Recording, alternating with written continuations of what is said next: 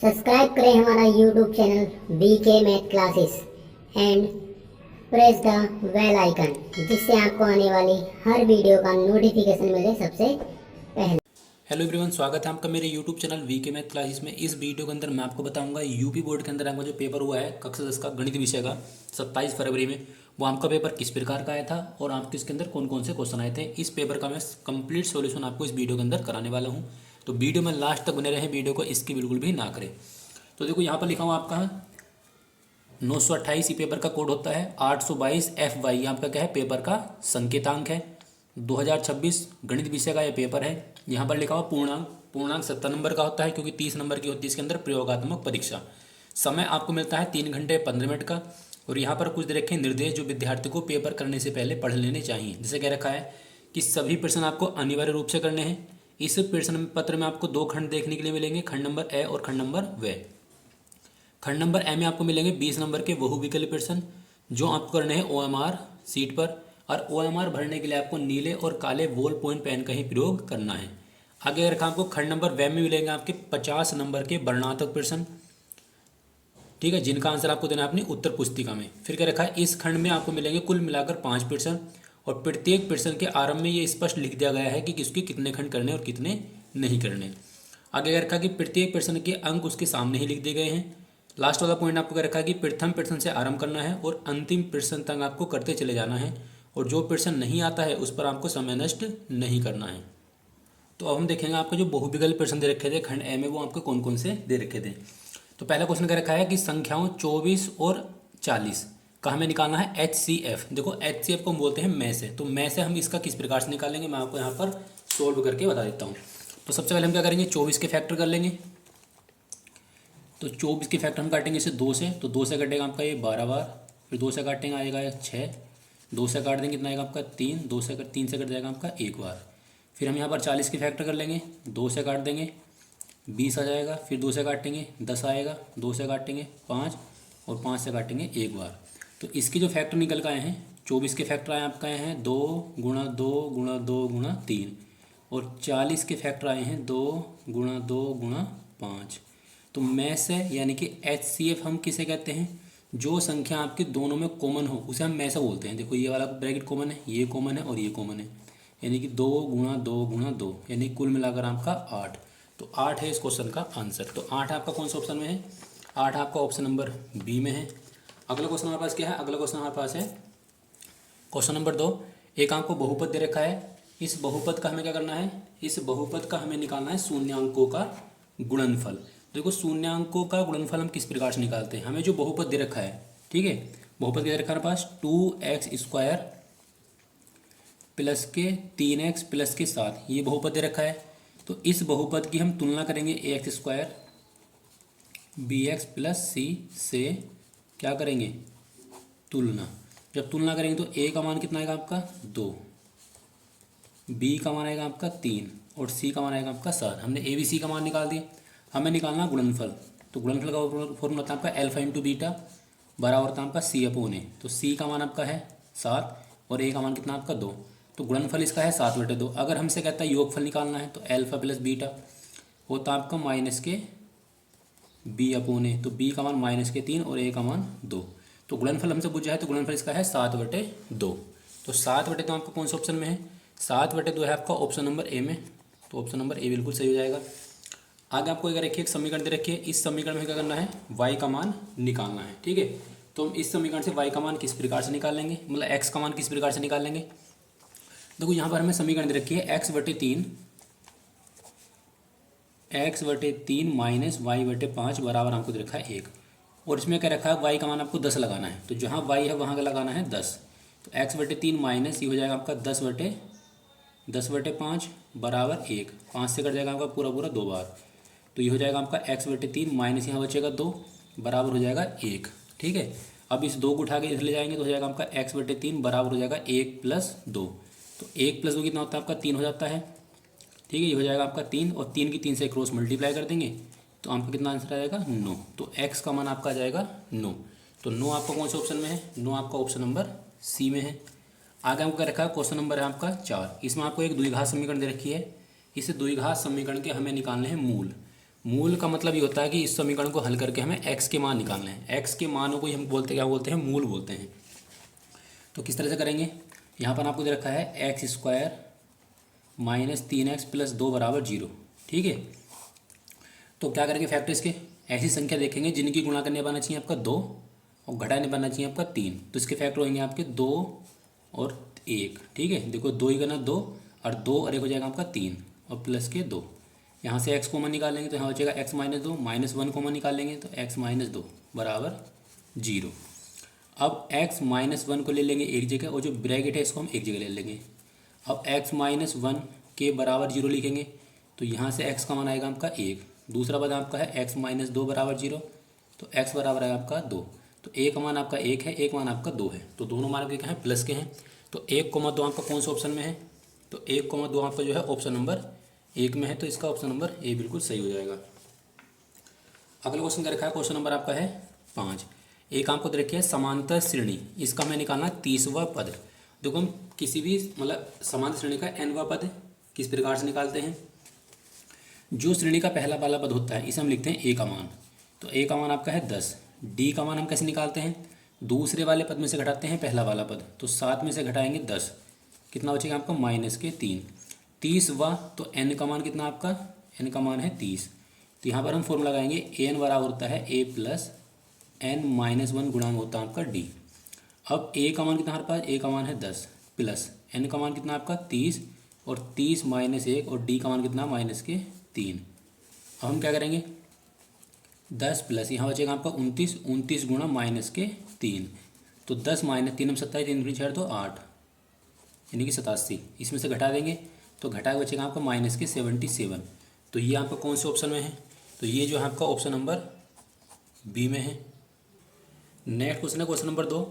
बिंदु दे रखे हैं ए बी सी, 3-4 बिंदु दे रखे हैं। यहाँ पे क्या है, समचतुर्भुज के शीर्ष हैं और इसी क्रम में आपको लेने हैं।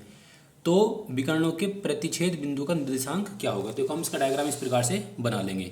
अब देखो ये समचतुर्भुज है, समचतुर्भुज की ये खासियत होती है कि इसके जो विकर्ण होते हैं ना, विकर्ण ये जो ए सी और बी डी है, ये एक दूसरे को मध्य बिंदु पर काटते हैं। तो ए सी का जो मध्य बिंदु होगा वही बी डी का मध्य बिंदु होगा। तो हम क्या करेंगे, इनका मध्य बिंदु निकाल लेंगे। तो यहाँ लिख लेंगे विकर्ण ए सी का मध्य बिंदु। ठीक है, विकर्ण ए सी का मध्य बिंदु। तो मध्य बिंदु का फॉर्मूला क्या होता है आपका, x बराबर x1 प्लस x2/2 और y बराबर होता है आपका y1 प्लस y2/2। अब देखो हम a और c में ले रहे हैं, a और c में लेंगे तो ये वाला x1 हो जाएगा, ये y1 हो जाएगा, ये आपका x2 है, आपका क्या है y2। अब इसके अंदर मान लगा देंगे। तो x बराबर x1 का मान कितना आपका 3, x2 का मान कितना आपका -1, तो यहाँ माइनस आ जाएगा बटे में 2। y बराबर y1 का मान का 0, y2 का मान कितना आपका 4, बटे में कितना आएगा आपका 2। तो 3 में से घटाएंगे 1 2, कितना बचेगा आपका 2, तो 2/2। y बराबर यहाँ बचेगा आपका 4, 4/2, ये बार 2 बार कट जाएगा, ये आपका 1 बार कट जाएगा। तो यहाँ से हमारा x का जो मान निकल कर आया है, हमारा x का मान तो आया है 1 और y का मान आया हमारा 2। तो यहाँ लिख देंगे x बराबर 1 है और y बराबर कितना आपका 2। तो ये बिंदु निकल कर आ जाएंगे, ये बिंदु यहाँ निकल कर आए हैं ए सी के। अगर हम बी डी के मध्य बिंदु निकालेंगे तब भी आपके यही बिंदु निकल कर आएंगे, चाहे आप निकाल कर देख सकते हैं। चलो मैं आपको यहाँ पर निकाल कर दिखा देता हूँ। तो विकर्ण बी डी के लिए अगर हम लेते हैं, बी डी के लिए तो देखो ये हो जाएगा आपका x1, ये हो जाएगा y1, ये हो जाएगा आपका x2, ये हो जाएगा आपका y2।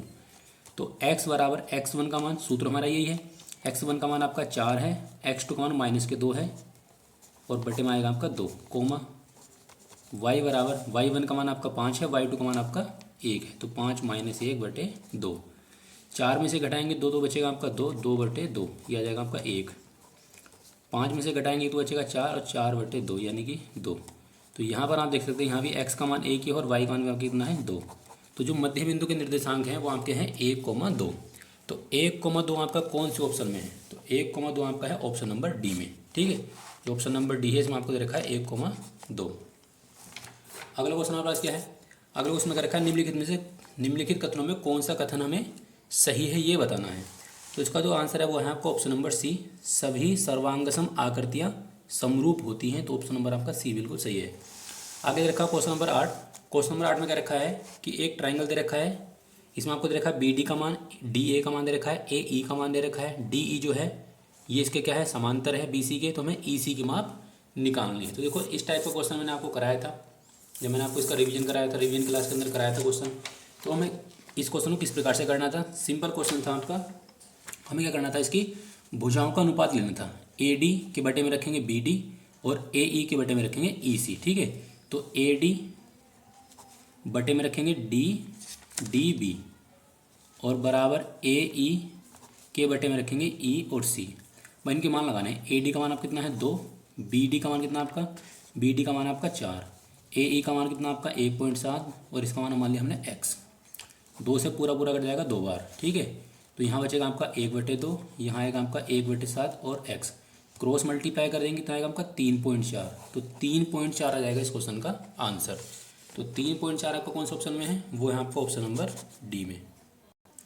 अब है आपका क्वेश्चन नंबर 9। त्रिभुज ABC में AB का मान आपको 3 सेंटीमीटर दे रखा है, BC का मान 4 सेंटीमीटर है, कोण B का मान 90 डिग्री है। तो कोस A का मान निकालना है। देखो कोस A का मान हम किस प्रकार से निकालेंगे, सबसे पहले हम क्या करेंगे, इसका एक चित्र बना लेंगे, क्योंकि बिना चित्र के क्वेश्चन ये सोल्व नहीं होगा। तो हमें क्या करना है, यहाँ पर हम लिखेंगे, यहाँ दे रखा है देखो एक त्रिभुज है, इस त्रिभुज में हमारे पास जो कोण B है वो 90 डिग्री का है। कोण B जो है वो आपका क्या है 90 डिग्री का है। तो यहाँ हम लिख लेंगे A, ये हो जाएगा आपका बिंदु B और ये हो जाएगा बिंदु C। ये वाला कोण 90 डिग्री का है, ठीक है। अब AB का मान आपको दे रखा है 3, तो यहाँ 3 लिख देंगे। BC का मान आपको दे रखा है 4, ठीक है। अब हम क्या करेंगे, पाइथागोरस प्रमेय लगाकर कर्ण निकाल लेंगे, ठीक है। ये इसका आधार है, ये इसका लंब है, हमें कर्ण निकालना है।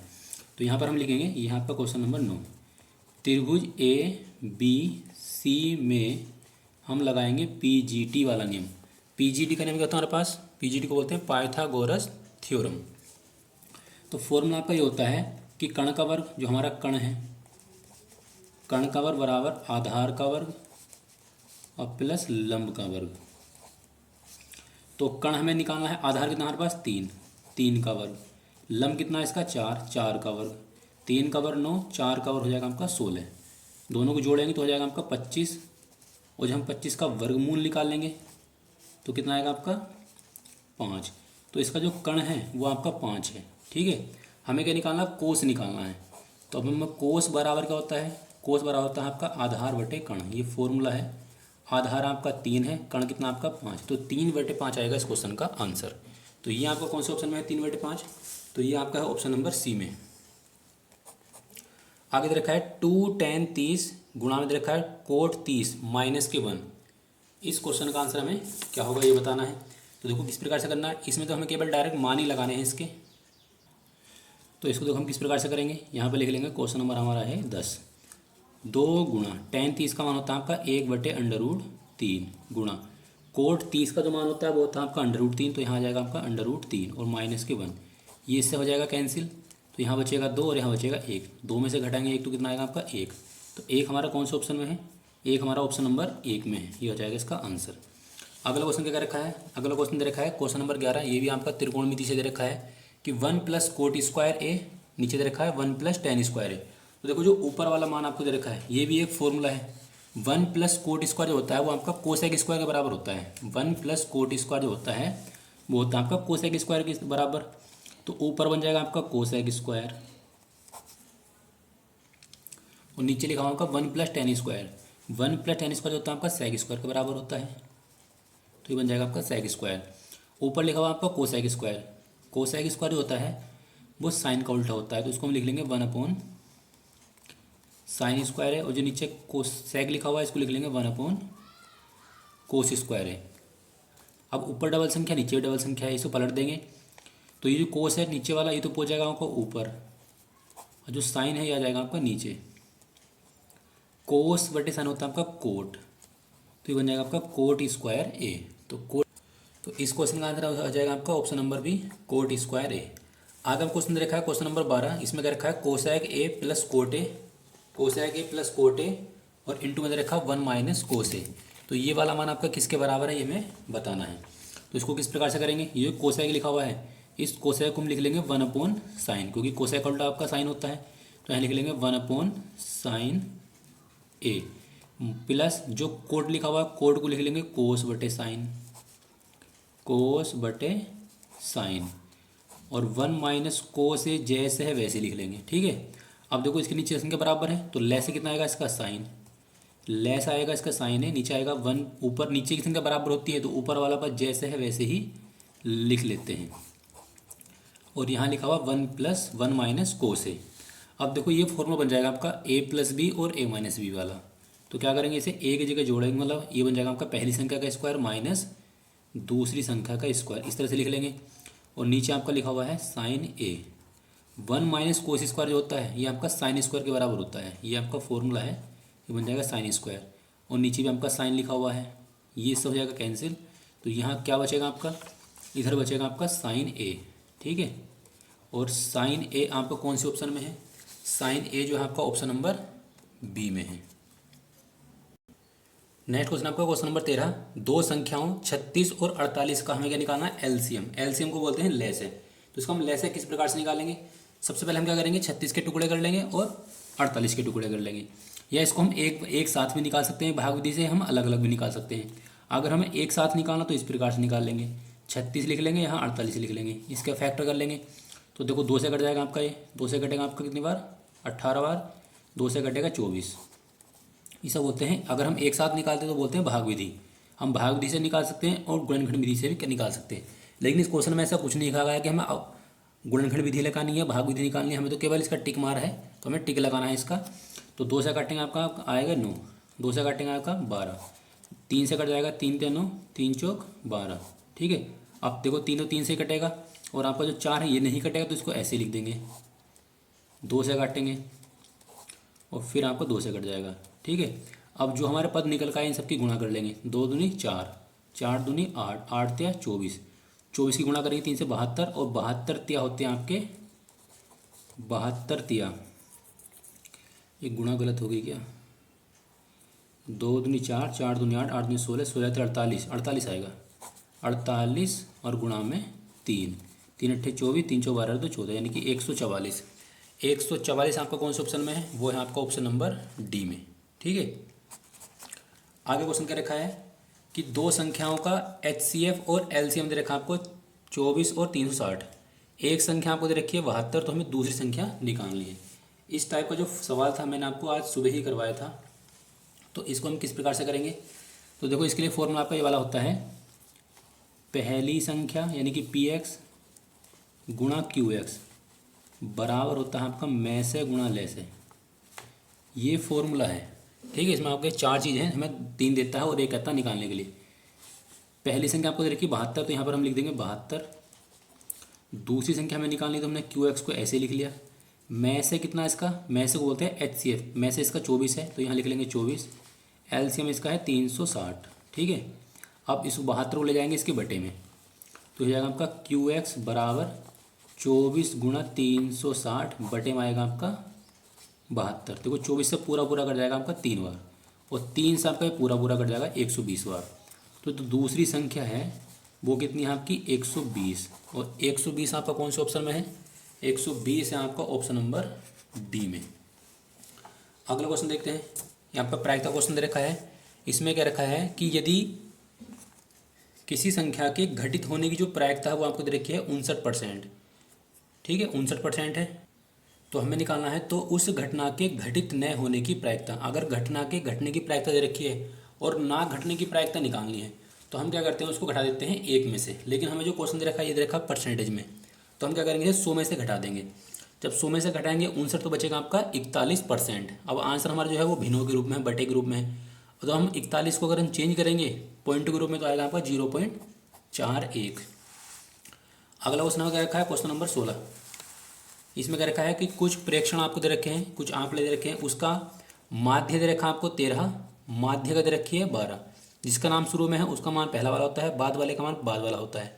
तो हमें क्या निकालना है, इन आंकड़ों का बहुलक निकालना। तो देखो बहुलक हम किस प्रकार से निकाल लेंगे, मैंने आपको फॉर्मूला बताया था इसका। तो फॉर्मूला आपका क्या होता है, उस फॉर्मूले के अंदर आपकी 3 चीज़ होती हैं और हमसे 2 देता है और 1 कहता है निकालने के लिए। तो हमें किस प्रकार से निकाल लेंगे, सूत्र होता है इसका बहुलक बराबर होता है आपका 3 गुणा माध्यक, और माध्यक को हम माध्यक कहते हैं, और माइनस 2 गुणा माध्य। अब 3 गुणा माध्यक हमें दे रखा है कितना, माध्यक है आपका 12 और माध्य है आपका 13। तो 12 और 13, तो यहाँ लगा देंगे 12 और माइनस 2 गुणा 13, 12 हो जाएगा आपका 36 और 36 माइनस हो जाएगा आपका 13 दूनी 26। अब इसमें से घटा देंगे तो घटा कितना हो जाएगा आपका 10, तो बहुलक आएगा इसका 10। अब देखो इस क्वेश्चन में जो फॉर्मूला इसमें 3 चीज़ें होती हैं, बहुलक, माध्यक और माध्य। आपको 2 देता है और एक कहता है निकालने के लिए। तो माध्यक हमारा जो बहुलक है वो कितना आपका 10, ऑप्शन नंबर बी बिल्कुल सही है। आगे क्वेश्चन क्या रखा है, क्वेश्चन नंबर आपका है 17। 7 सेमी त्रिज्या के वृत्त के चतुर्थांश का हमें क्षेत्रफल निकालना है। ठीक है, वृत्त के अंदर आपके 4 चतुर्थांश होते हैं।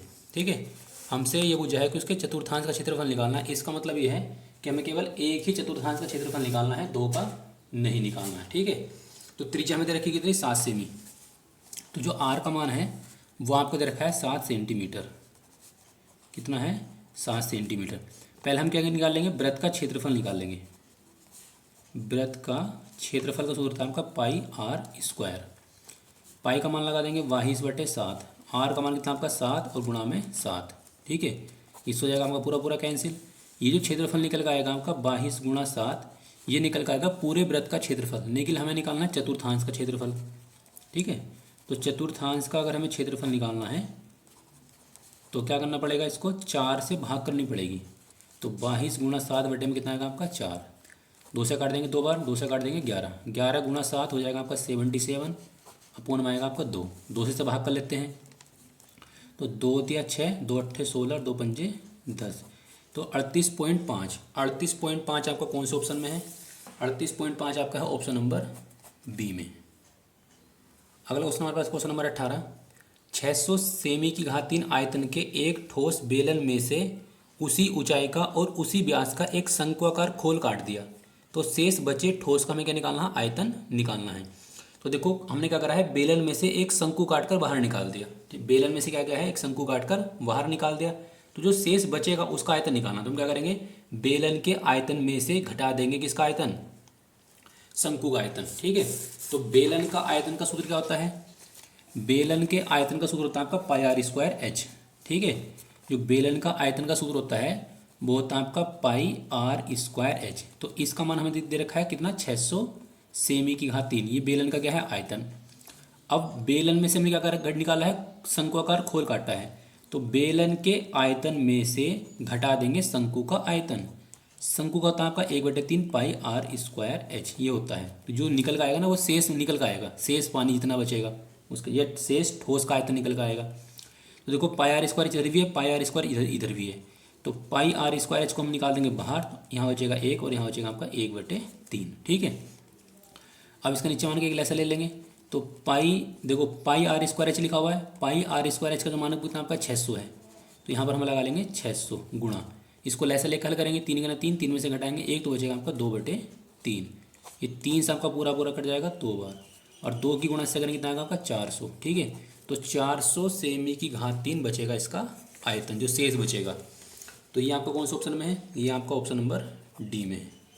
अगला क्वेश्चन आपको क्या रखा है कि माध्य का वर्ग निकालना है। माध्य का वर्ग किस प्रकार से निकालते हैं, तो देखो माध्य का वर्ग हम किस प्रकार से निकालते हैं। अगर माध्य का वर्ग निकालना है रहता है तो 2 कॉलम आपको पहले से दे रखें, तीसरा कॉलम हमें बनाना पड़ता है संचयन बारंबारता के नाम से। तो कैसे निकालते हैं संचयन बारंबारता, जो पहला पद है इसको ऐसे लिख लेंगे, यहाँ जाएगा आपका 8, 8 मुँह जोड़ेंगे 12 तो हो जाएगा आपका 20, 20 मुँह जोड़ेंगे 17 तो हो जाएगा आपका कितना 37, 37 जोड़ेंगे आपका 13 तो कितना हो जाएगा आपका 50, 50 जोड़ेंगे 7 हो जाएगा आपका 57, और 57 + 3 होता है आपका 60। ठीक है, बन जाएगा। अब इसकी जो नीचे वाली संख्या निकल कर आती है वही इनका होती है योग, कितना आएगा आपका 60, योग आ जाएगा 60। अब जो हमारा योग निकल कर आया है, अगर ये सम संख्या है तो डायरेक्ट इसे 2 से भाग कर देते हैं, कितना आएगा आपका 30। अगर ये होती विषम संख्या तो 1 जोड़कर आधा कर देते हैं। तो 30 आपका कौन से खाने में आएगा आपका, देखो 30 जो है वो 20 से तो बड़ा होता है, तो 20 से तो ऊपर होगा नहीं, इससे नीचे नहीं होगा, यानी कि इस वाले खाने में होगा 37 वाले में। और 37 के सामने आपको कौन सा कॉलम है, जो अंतराल है वो आपका है 30 से 40। जो 30 से 40 है यही क्या कहलाएगा, इसका माध्यक वर्ग कहलाएगा। तो 30 से 40 आपका कौन सा ऑप्शन में है, वो है आपका ऑप्शन नंबर सी में। आगे क्वेश्चन क्या रखा है, अगला क्वेश्चन दे रखा है बहुलक वर्ग निकालना है। तो बहुलक वर्ग निकालना तो बहुत आसान होता है। इनमें देखना है सबसे बड़ी संख्या कौन सी है वर्ग अंतराल में, तो सबसे बड़ी संख्या वो आपकी 5, तो 5 कौन से अंतराल में आपका 12 से 16 में, तो 12 से 16 आ जाएगा इस क्वेश्चन का आंसर।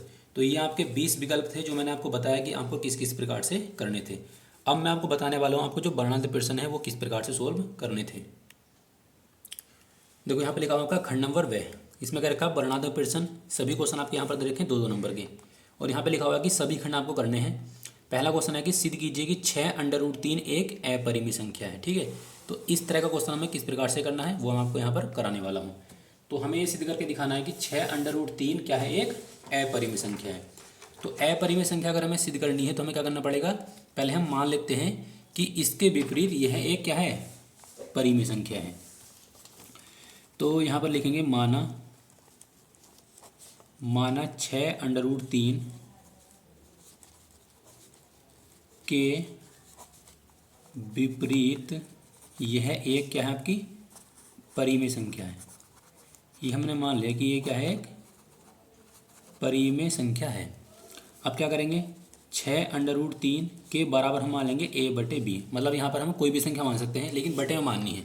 a/b मान लो, b x/y मान लो, p/q मान लो, मतलब बटे में कोई भी संख्या माननी पड़ेगी। अब यहाँ पर शर्त होती है कि जो b का मान है, जो नीचे वाला पद है वो नॉट इक्वल टू 0 होना चाहिए, मतलब कि 0 के बराबर नहीं होना चाहिए। अगर ये 0 के बराबर होगा तो बन जाएगा आपका अपरिभाषित, क्योंकि किसी भी संख्या को अगर हम 0 से भाग करते हैं तो उसका मतलब होता है अपरिभाषित, तो इसको हम परिभाषित नहीं कर सकते। इसलिए हम यहाँ पर लिख देंगे कि b का जो मान है वो नॉट इक्वल टू 0 होना चाहिए। अब क्या करेंगे, 6√3 बराबर लिखेंगे a/b। अब √3 को हम यहीं रोक लेंगे, इसको इसके बटे में ले जाएंगे, तो हो जाएगा आपका √3 बराबर a/में कितना आएगा आपका 6b। बस हमें इतना करना था क्वेश्चन ये। अगर ये संख्या केवल अकेली होती है √3 वाली तो हमें वर्ग करके करना पड़ता है, लेकिन अगर क्वेश्चन आपका प्लस या माइनस आता है तो हमें वर्ग करने की आवश्यकता नहीं होती। अब यहाँ पर हमें एक लाइन लिखनी है, वो लाइन क्या लिखनी है कि देखो आपका जो √3 है ये आपका क्या है LHS, यहाँ लिखेंगे LHS हमारे पास क्या है √3, और ये क्या है, एक अपरिमेय संख्या है। जो रूट वाला पद है वो क्या है, एक अपरिमेय संख्या है, अपरिमेय संख्या है। और जो RHS है a/6b, यो क्या है, एक परिमेय संख्या है। जो बटे वाली है वो आपकी परिमेय संख्या है, और जो ये वाली वो आपकी क्या है, अपरिमेय संख्या है। तो यहाँ पर लगा हुआ बराबर का निशान। इस बराबर का मतलब ये है कि ये वाला पद इसके बराबर है, लेकिन हम जानते हैं कि जो अपरिमेय संख्या है वो कभी भी परिमेय के बराबर नहीं हो सकती। तो यहाँ पर हम लिख लेंगे जो LHS है हमारा वो नॉट इक्वल टू है RHS, यानी कि जो LHS है वो RHS के बराबर नहीं है। तो लास्ट में लिख देंगे अतः 6√3 एक क्या है, अपरिमेय संख्या है। हम यहाँ पर परिमेय संख्या मान के चले थे, हमने क्या माना था, यहाँ पर परिमेय माना था, लेकिन ये परिमेय नहीं आई, ये अपरिमेय आई है, मतलब परिमेय तो सिद्ध हुई नहीं। जब परिमेय नहीं है तो फिर क्या है, अपरिमेय है। तो 6√3 एक क्या है, अपरिमेय संख्या है। इस तरह से करना है इस क्वेश्चन को। और देखो कितना हल्का क्वेश्चन है, आपका 2 नंबर का क्वेश्चन था ये। अगला क्वेश्चन क्या रखा है कि 2 बिंदु दे रखे हैं आपको, 2 बिंदु दे रखे हैं 15,36 और 0,0। 15,36 और 0,0 की हमें निकालनी है बीच की दूरी। तो इसकी हम दूरी किस प्रकार से निकालेंगे, दूरी निकालने का आपका जो फॉर्मूला होता है वो आपको यहाँ पर बता देता हूँ। इसका जो फॉर्मूला होता है आपका दूरी निकालने का वो होता है आपका d बराबर √x1 माइनस x2 का whole square plus y1 minus y2 का होल स्क्वायर अंडर रूट, ये हो जाएगा आपका x1, ये हो जाएगा y1, x2 y2। तो 15 माइनस 0, इस फॉर्मूले को हम ऐसे लिख सकते हैं x2 माइनस x1 लिख लें या x1 माइनस x2 लिख लें, इसमें कोई परेशानी नहीं है, आंसर हमारा दोनों कंडीशन में सेम आता है। तो इसमें कोई सा पद भी हम आगे पीछे कर सकते हैं, कोई भी बाउंडेशन नहीं है। तो यहाँ बचेगा आपका 15, ठीक है। 15 का हम कर देंगे स्क्वायर तो कितना आएगा आपका 225। यहाँ पर करेंगे 36 का स्क्वायर कितना होता है आपका 1296। दोनों को जोड़ लेंगे, 6 5 11, 10 और 2 12, और ये जाएगा आपका 2 और 4 5, यानी कि 1521। और जो 1521 होता है वो आपका होता है किसका वर्ग, 39 का, ठीक है। तो यहाँ पर आएगा आपका 39, ये आ जाएगा इस क्वेश्चन का आंसर। अगला क्वेश्चन हमारे पास क्वेश्चन नंबर 3। इसमें क्या रखा है, बिंदुओं 8, -2 और -4, -6 को जोड़ने वाले रेखाखंड को सम त्रिभाजित, सम माने समान, त्रि माने 3, विभाजित माने विभाजित काटने वाला, यानी कि 3 भागों में काटने वाले बिंदुओं के निर्देशांक हमें निकालने हैं। तो देखो इसका जो डायग्राम है वो इस प्रकार से बना लेंगे। हमने मान लिया कि आपको जो AB है वो एक रेखाखंड है, इस रेखाखंड ए बी को जो पी और क्यू बिंदु हैं, ये जो पी और क्यू बिंदु हैं इसको बांट रहे हैं आपके तीन भागों में। देखो आपका एक भाग ये हो जाएगा, दूसरा भाग और ये हो जाएगा आपका तीसरा भाग, तो 3 भाग हो जाएंगे। अब हमें क्या करना है, बिंदु पी का मान निकालना है और बिंदु क्यू का मान निकालना है। ठीक है, तो अब हम क्या लिखेंगे, यहाँ पर हम लिखेंगे जो हमें दे रखा है बिंदु पी, यहाँ लिखेंगे बिंदु पी रेखाखंड ए बी को, देखो इधर को 1 भाग है, इधर को 2 भाग हैं, तो 1:2 के अनुपात में क्या करता है, काटता है या बांटता है। ठीक है, तो ये तो हो जाएगा आपका m1 m2 का मान, इसे लिख लेंगे m1, ये हो जाएगा आपका m2, ये हो जाएगा x1, ये हो जाएगा y1 और ये वाला मान हो जाएगा आपका x2 और ये हो जाएगा आपका y2। ठीक है, अब यहाँ पर हमें निकालना है p के निर्देशांक, तो यहाँ लिख लेंगे p के निर्देशांक। जब हमने p मानना है वहाँ हम कोई भी संख्या मान सकते हैं, यानी कि आपको p मानना है, तो फॉर्मूला यहाँ पर लगेगा अंतः विभाजन वाला। तो अंतः विभाजन का सूत्र क्या होता है आपका, वो होता है आपका x बराबर m1 x2 और m2 x1 बटे में होता है आपका m1 प्लस m2, ये सूत्र होता है आपका। और y बराबर क्या होता है, y बराबर होता है m1 y2 plus m2 y1 और बटे में आएगा आपका m1 प्लस m2, ये फॉर्मूला होता है इसका। अब दे का मान लगाने हैं बस। m1 का मान कितना आपका 1 गुणा x2 का मान कितना -4, तो यहाँ आएगा आपका -4। m2 का मान कितना आपका 2, x1 का मान आपका है 8 बटे में 1 प्लस 2, y बराबर m1 का मान 1, y2 का मान आपका रखा -6, तो यहाँ -6 आ जाएगा, प्लस m2 का मान कितना आपका 2 और y1 का मान है -2 बटे में आएगा 1 प्लस 2। अब ये हो जाएगा आपका -8 प्लस ये हो जाएगा आपका 8 दूनी 16 बटे में आएगा आपका 3, y बराबर यहाँ आएगा आपका 4, ये हो जाएगा आपका -12 और -4 बटे में कितना आपका 3, 16 में से घटाएंगे 4 तो बचेगा कितना आपका 12 बटे 3, y बराबर दोनों संख्या माइनस की दोनों जुड़ जाएंगी, ये आएगा आपका 6 -4, तो 6 -4 हो जाएगा आपका, ये हो जाएगा -10 और 10 बटे 3। देखो 3 से तो कट जाएगा आपका, तो x का तो मान हमारे पास निकल का है 4 और y का मान हमें निकल का है -10 बटे 3। तो p के जो मान निकल का आए हैं वो है आपके 4 -10 बटे 3, ये तो आपके p के निर्देशांक निकल का है। इसी प्रकार से हम निकाल लेंगे बिंदु q के निर्देशांक। ठीक है, जो हमारा बिंदु q है, इस बिंदु q के निर्देशांक निकाल लेंगे। तो q के निर्देशांक निकालने के लिए हम क्या करना पड़ेगा, इसका पहले हमें निकालना पड़ेगा अनुपात। ठीक है, जैसे हमने p के लिए अनुपात निकाला वैसे हम क्या करेंगे q के लिए अनुपात निकाल लेंगे। तो यहाँ पर हम लिख लेंगे कि बिंदु जो हमारा q है, बिंदु q रेखाखंड ए बी को, देखो इधर को आपके 2 भाग हैं, इधर को आपका 1 भाग है, 2:1 के अनुपात में काटता है। ठीक है, फिर हम यहाँ पर निकालेंगे q के निर्देशांक, q के निर्देशांक। तो फॉर्मूला क्या लगेगा, फॉर्मूला आपका m1 जो हमने अभी लगाया था बिल्कुल सेम फॉर्मूला आपका यहाँ पर लगेगा, x बराबर m1 x2 m2 x1 और m1 plus m2 coma y बराबर m1 y2 plus m2 y1 और m1 प्लस m2, ये फॉर्मूला है। अब हमें मान लगाने देख कर। अब m1 का मान हमारे पास क्या है इसमें, अब m1 का मान हमारे पास है 2।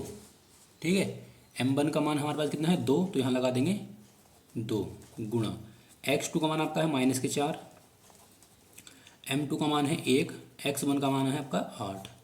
बस केवल m1 m2 के मान चेंज हुए हैं, बाकी तुम्हारे सब कुछ सेम वैसे ही है। कोमा y बराबर m1 का मान 2 है, y2 का मान है -6, m2 का जो मान हमारे पास है वो है 1 और y1 का मान आपका है -2 और 2 + 1। ठीक है, अभी हो जाएगा आपका -8 और प्लस के हो जाएगा 8। ठीक है, 4 दूनी 8 और 8 का ना 8, नीचे आएगा आपका 3, y बराबर 6 दूनी 12 और -2 बटे में कितना आएगा आपका 3। देखो तो बन जाएगा आपका 0 और y बराबर ये हो जाएगा आपका -14 बटे 3। तो x का तो मान हमारे पास आया वो तो आया आपका 3 और जो y का मान है वो है आपका -14 बटे 3। तो ये बिंदु निकल गए हमारे q के और ये जो बिंदु हमारे पास वो है आपके p के। ठीक है। तो इस प्रकार से क्वेश्चन सोल्व करना था। अगला क्वेश्चन और आ गया क्वेश्चन नंबर ई। इसमें क्या रखा है कि यदि त्रिज्या हो या क्वेश्चन नंबर डी, सिद्ध कीजिए कि यह आपको पद दे रखा है, तो इसका आंसर हमें लाना है 0। तो देखो 0 आंसर लाना है। त्रिकोणमिति की सबसे अच्छी बात यह है कि हमें इसका आंसर सामने ही दे रखा है कि हमें आंसर लेना क्या लाना है इसका 0। तो देखो 0 किस प्रकार से आएगा इसका आंसर। देखो ऊपर लिखा हुआ है यहाँ पर साइन थीटा माइनस 2 साइन की घात 3 है, ठीक है। तो हमें इसका ये वाला पद लेना है और आंसर लाना है 0। तो हम लेंगे इसका LHS, right hand side left hand side ले लेंगे। साइन थीटा माइनस 2 साइन की घात 3 थीटा बटे में आपको दे रखा है कोस थीटा माइनस 2 कोस की घात 3 थीटा प्लस में दे रखा है आपको टेन थीटा। अब क्या करेंगे, देखो साइन इधर भी है साइन इधर भी है, तो हम क्या करेंगे साइन को यहाँ से कॉमन निकाल लेंगे। जब साइन को कॉमन निकाल लेंगे तो क्या बचेगा आपका 1, यहाँ बचेगा आपका 2 साइन स्क्वायर थीटा। नीचे यहाँ से कोस कॉमन निकाल लेंगे तो यहाँ बचेगा 1 माइनस 2 कोस स्क्वायर थीटा, ये बचेगा। अब देखो 1 माइनस 2 साइन स्क्वायर थीटा, जो 1 माइनस 2 साइन स्क्वायर थीटा है ये आपका बराबर होता है कोस 2 थीटा के। तो यहाँ पर हम लगा देंगे कोस 2 थीटा। ये जो अंदर वाला पद है ना ये पूरा होता है कोस 2 थीटा का। कोस 2 थीटा के 4 फॉर्मूले होते हैं, इनमें से आपका एक फॉर्मूला होता है 1 माइनस 2 साइन स्क्वायर थीटा। और देखो यहाँ पर लिखा हुआ आपका कोस थीटा। अब देखो ये लिखा हुआ 1 माइनस 2 कोस स्क्वायर थीटा, तो हम क्या करेंगे यहाँ से माइनस कॉमन निकाल लेंगे। वो माइनस हमने यहाँ लगा दिया। जब माइनस कॉमन निकाल लेंगे तो ये वाला जो माइनस वाला पद है ये बन जाएगा आपका प्लस। तो 2 कोस स्क्वायर थीटा, ये जो प्लस है ये बन जाएगा आपका माइनस। तो साइन थीटा गुणा में आपका है कोस 2 थीटा बटे कोस थीटा, और ये बन जाएगा आपका, देखो एक फॉर्मूला आपका कोस थीटा का ये होता है और एक फॉर्मूला आपका ये होता है 2 कोस स्क्वायर थीटा माइनस 1। तो यहाँ लगा देंगे कोस 2 थीटा, ये इसका कैंसिल हो जाएगा। और आपका प्लस में टेन थीटा भी है, प्लस में इसका क्या है टेन थीटा भी है। तो यहाँ क्या बचेगा आपका साइन बटे कोस, साइन बटे कोस आपका टेन के बराबर होता है, तो यहाँ टेन थीटा जाएगा और प्लस टेन थीटा, टेन से टेन कट जाएगा, क्या आ जाएगा आपका इसका आंसर 0। तो देखो इस प्रकार से हमें क्या करना था, प्रूव करना था LHS बराबर RHS। अगला क्वेश्चन हमारा क्या दे रखा है, अगला क्वेश्चन हमारे पास है क्वेश्चन नंबर ई। क्वेश्चन नंबर ई में क्या रखा है 7 सेमी त्रिज्या वाले वृत्त का एक चाप केंद्र पर बनाता है 135 डिग्री का कोण। तो हमें क्या निकालना है, चाप की लंबाई निकालनी है। तो कुछ चाप की लंबाई हम किस प्रकार से निकालेंगे। सबसे पहले हमें देखिए यहाँ पर त्रिज्या, त्रिज्या कितनी है इसकी 7 सेंटीमीटर, ये आपका है क्वेश्चन नंबर ई। आर बराबर है 7 सेंटीमीटर, थीटा का मान हमें रखा है 135 और हमें निकालनी है चाप की लंबाई। तो देखो चाप की लंबाई का जो फॉर्मूला होता है वो होता है आपका 2 पाई आर थीटा बटे में होता है आपका 360। ये फॉर्मूला है चाप की लंबाई निकालने के लिए। 2 गुणा पाई का मान 22/7, आर का मान कितना आपका 7, थीटा मान कितना आपका 135 और बटे में आपका है 360 बराबर हम यहाँ लगा लेंगे। अब देखो ये 7 से आपका 7 कट जाएगा तो क्या बचेगा आपका 2 गुणा 22 गुणा में 135 और बटे में आपका है 360। 2 से काटेंगे कितना आएगा आपका 180, फिर 2 से काटेंगे 11, 2 से कट जाएगा आपका पूरा पूरा 90 बार, ठीक है। तो यहाँ क्या बचेगा आपका, ऊपर बचेगा आपका 11 गुणा में 135 और बटे में आपका है 90। 5 से काटेंगे, 5 दूनी 10 बचेंगे 3 और 5 सत्ते 35, 5 से काट देंगे इसे, 5 से कितना कटेगा आपका 5 गुना 5 बचेंगे 4, 5 अट्ठे 40। 9 से काटेंगे, 9 से 27, 9 दूनी 18। अब 3 की गुणा करेंगे 11 से, तो 11 त्या 33 और 33/2, 14 से भाग कर लो, कितना आएगा भाग करके आपका 16.5। तो 16.5 सेंटीमीटर है इसकी चाप की लंबाई। अगला क्वेश्चन हमारे पास क्या है, क्वेश्चन नंबर आपका है F इसी का। निम्नलिखित बारंबारता सारणी का हमें क्या निकालना, बहुलक निकालना है। तो इस क्वेश्चन का हम बहुलक किस प्रकार से निकालेंगे। तो देखो बहुलक निकालने से पहले आपको ये देखना पड़ेगा जो आपको बारंबारता वाला पद है इसमें सबसे बड़ी संख्या कौन सी है। तो सबसे बड़ी संख्या आपको कौन सी दिखाई दे रही है 20। तो यहाँ पर हम लिखेंगे 20 की जो बारंबारता है, 20 की बारंबारता आपकी क्या है सबसे अधिक है, ठीक है, सबसे अधिक है। 20 की जो बारंबारता क्या आपकी सबसे अधिक है। तो आप क्या करेंगे, जब सबसे अधिक है तो हमें इसी वाले खाने में देखना है, इस वाले खाने में यानी कि 40 से 45 वाले में। तो जो पहला वाला मान होता है वो आपका L का मान होता है, ठीक है। और जिस खाने में हम देख रहे हैं यानी कि इस वाले खाने में ये होता है आपका किसका मान, F1 का मान। इससे एक ऊपर जाएंगे तो हो जाएगा आपका F0, फिर से नीचे एक आएंगे तो हो जाएगा आपका F2। क्रम से करना है, देखो 0 आता है, फिर 1 आता है, फिर 2 आता है। तो L का मान कितना हो जाएगा आपका, L का मान हो जाएगा आपका 40। H का मान कितना आएगा आपका, इन दोनों में से घटा लेंगे तो 50 में से घटाएंगे 40 तो कितना बचेगा आपका 10। F1 का मान कितना आपका, F1 का मान है 20। F2 का मान कितना आपका 11 और F0 का मान कितना आपका 12। ठीक है, ये हमने सारे मान निकाल दिए। अब हम क्या करेंगे, यहाँ पर हम फॉर्मूला लगाएंगे बहुलक का। तो बहुलक का सूत्र क्या होता है आपका, बहुलक बराबर होता है आपका L plus F1 minus F0, 2F1 F0 और F2 और गुणा में होता है आपका H। ये बहुलक का सूत्र है। अब L का मान कितना हमारे पास, L का मान है 40 प्लस F1 कितना हमारे पास, F1 है 20, F0 कितना है, F0 है 12 बटे 2 गुणा F1 का मान कितना है 20, F0 का मान आपका है F0 का मान है 12 और माइनस F2 का मान आपका है 11 और गुणा में H का मान कितना है आपका 10। सारे मान लगा दिए तो 40 प्लस इसे घटाएंगे तो बचेगा आपका 8, जो गुणा में 10 है वो हम यहाँ पर लिख लेंगे ऊपर, बटे में 20 दूनी हो जाएगा आपका 40 माइनस। अब देखो यहाँ पर दोनों संख्या माइनस माइनस की तो दोनों जुड़ेंगी, तो -12 -11 माइनस के 23। ठीक है, हो जाएगा आपका 23। अब इसे घटा लेते हैं आपस में से, तो 40 प्लस ऊपर हो जाएगा आपका 80, नीचे इसमें से इसे घटाएंगे तो बचेगा आपका 17। ठीक है, 17 बचेगा। अब चाहे तो हम इसका लैसे भी ले सकते हैं, या हम करेंगे 40 को ऐसे रहने देंगे प्लस 80 को भाग कर देंगे किससे, 17 से। 17 से भाग करेंगे 80 को, 17 चौका 17 चौका 68, कितना बचेगा आपका 12, पॉइंट लगाएंगे 0 बढ़ाएंगे 17 17 17 119 यानी कि 4.7। अब इसमें को ये वाला पर जोड़ देंगे तो हो जाएगा आपका 44.7। 44.7 आएगा इसका बहुलक, और बहुलक को हम बोलते हैं इंग्लिश में मोड, तो इसे हमें इसलिए MO से लिख लेते हैं। तो इस प्रकार से ये वाला क्वेश्चन करना था। तो ये जो क्वेश्चन थे आपके सभी क्या थे, 2-2 नंबर के थे। आपको जो खंड नंबर 2 है जिसमें आपको ये डायग्राम वाला क्वेश्चन दे रखा है शुरू में, दूसरे का पहला, यहाँ से क्वेश्चन इस वीडियो के अंदर मैं कराने वाला हूँ। अगर आपने वह वीडियो नहीं देखी है तो उस वीडियो का लिंक मिल जाएगा आपको डिस्क्रिप्शन बॉक्स में, या आप उस वीडियो को मेरे चैनल की प्ले लिस्ट में जाकर भी देख सकते हैं। तो क्वेश्चन में ये अगर कह रखा है कि किन्हीं 5 खंडों को हमें हल करना है। ठीक है, इसमें आपको 6 क्वेश्चन दे रखे हैं, हमें 5 क्वेश्चन करने हैं, लेकिन मैं आपको सारे क्वेश्चन सोल्व करके बताऊंगा कि किस प्रकार से करने हैं। ठीक है, तो पहला क्वेश्चन में कह रखा है दूसरे का पहला कि PA और PB ये 2 स्पर्शरेखाएं दे रखी हैं। ये PA और जो PB हैं वो आपकी क्या है, 2 स्पर्शरेखाएं खींच रखी हैं। कोण AOB का जो मान है वो 120 है, यानी कि जो केंद्र पर कोण बना हुआ है वो आपका कितना है, 120 का कोण बना हुआ है। OA का मान आपको दे रखा है, जो OA का मान यानी कि त्रिज्या, जो OA है ये आपकी क्या है, त्रिज्या। OA और OB का मान क्या होगा, बराबर होगा क्योंकि त्रिज्या है। हमें निकालना है कोण OPA, एक तो OPA का मान निकालना है, ये वाला कोण कितने डिग्री का होगा, और एक निकालना है जीवा AB की लंबाई, ये जो AB है इसकी लंबाई कितनी होगी। तो इस क्वेश्चन को हम किस प्रकार सोल्व करेंगे, एक तो हमें निकालना है इसमें कोण OPA यानी ये वाला कोण निकालना है, ये वाला कोण कितने डिग्री का होगा। हमें क्या रखा है कि कोण AOB जो केंद्र पर कोण बना हुआ है वो आपका 120 डिग्री का बना हुआ है। अब देखो किसी भी कोण के बीच में से अगर कोई लाइन गुजरती है तो वो कोण हो जाता है आधा आधा, तो 60 डिग्री कोण आपका ऊपर होगा और 60 डिग्री का आपका होगा नीचे। ठीक है, 60 का ऊपर होगा, 60 का क्या होगा आपका नीचे होगा। अब यहाँ पर आप देख सकते हैं जो OA है, ये हम फर्स्ट वाले क्वेश्चन को सोल्व करेंगे। OA जो है वो लंब है, किस पर लंब है आपका, ये PA पर, जो स्पर्शरेखा है उस पर आपका क्या है, PA पर लंब है।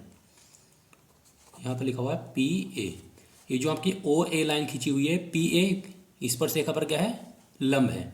हम इसको ऐसे भी कर सकते हैं, सवाल को नीचे वाले से कर सकते हैं, क्योंकि स्पर्शरेखा अगर हम किसी बाह्य बिंदु से खींच रहे हैं वृत्त के ऊपर तो ये हमेशा बराबर होती है। तो ये वजह आपका 90 डिग्री कोण हो जाएगा, तो यहाँ लिखेंगे कोण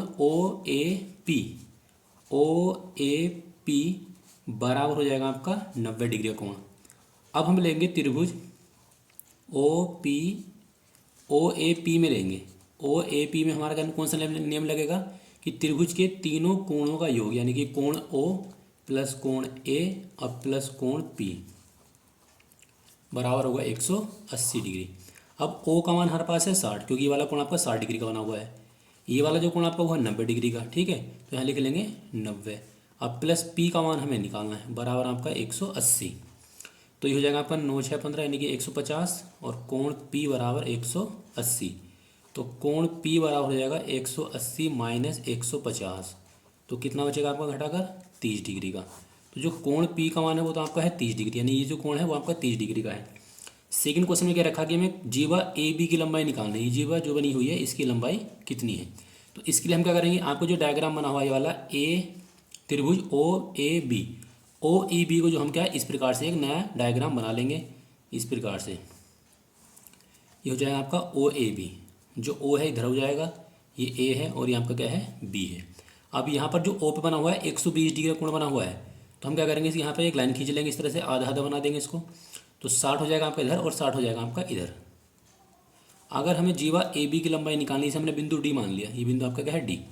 अगर हमें जीवा ए बी की लंबाई निकालनी है तो यहाँ पर हमने बिंदु डी मानना है। अगर हमारे पास ए डी की लंबाई निकल कर आ जाती है, ए डी की लंबाई आ जाए या बी डी की लंबाई आ जाए, अगर ए डी की लंबाई आ जाती है तो हम उसका दुगुना कर देंगे और पूरा जीवा ए बी की लंबाई निकल कर आ जाएगी। तो अब हम क्या करेंगे, देखो ये हमारे पास ओ ए का मान कितना आपको, ओ ए का मान आपका है 8, ओ बी भी कितना आपका 8, क्योंकि त्रिज्याएं दोनों है। ये आपका 8 है, ये हमें दे रखा है। अगर अब हम इस चित्र को थोड़ा घुमा के देखते हैं तो ये आपका क्या हो जाएगा, देखो इस तरह से। अगर हम इस डायग्राम को इस तरह से देखते हैं तो ये आपका क्या है आधार, ये आपका क्या है कर्ण और ये आपका क्या है लंब। लेकिन हमें ए डी का मान चाहिए। अगर ए डी का मान निकल कर जाएगा हम उसको दुगुना कर देंगे। तो ये आपका क्या है लंब और ये आपका क्या है कर्ण। तो लंब बटे कर्ण की समानता आपका साइन में। तो त्रिभुज ओ ए डी में हम लगाएंगे साइन वाला नियम। ठीक है, लंब हो जाएगा इसमें ए डी और कर्ण हो जाएगा आपका ओ ए। तो यहाँ पर हम लिखेंगे त्रिभुज आपको जो दे रखा है त्रिभुज ओ ए डी में, यहाँ पर हम लगाएंगे साइन वाला नियम। तो साइन थीटा बराबर होता है आपका लंब बटे कर्ण। ठीक है, ये होता है। थीटा हमें दे रखा है कितना है, थीटा हमें दे रखा है 60 डिग्री का। लंब कितना है इसमें ए डी और कर्ण कितना हमारे पास, कर्ण है ओ ए। तो यहाँ लिख देंगे ओ ए। साइन 60 का मान √3/2। ए डी का मान हमें निकालना है। ओ ए का मान कितना हमारे पास, ओ ए का मान हमारे पास 8, कट जाएगा इससे पूरा पूरा। तो यहाँ क्या आएगा आपका √3 बटे में तो कुछ है नहीं, एक मान लेंगे और यहाँ लिखा हुआ ए डी बटे में 4। क्रॉस मल्टीप्लाई करेंगे इसकी इस तरह से, तो जाएगा आपका ए डी बराबर हो जाएगा 4√3। हमें निकालना है, देखो ए डी का मान निकल कर आ गया, लेकिन हमें चाहिए ए बी का मान। तो जीवा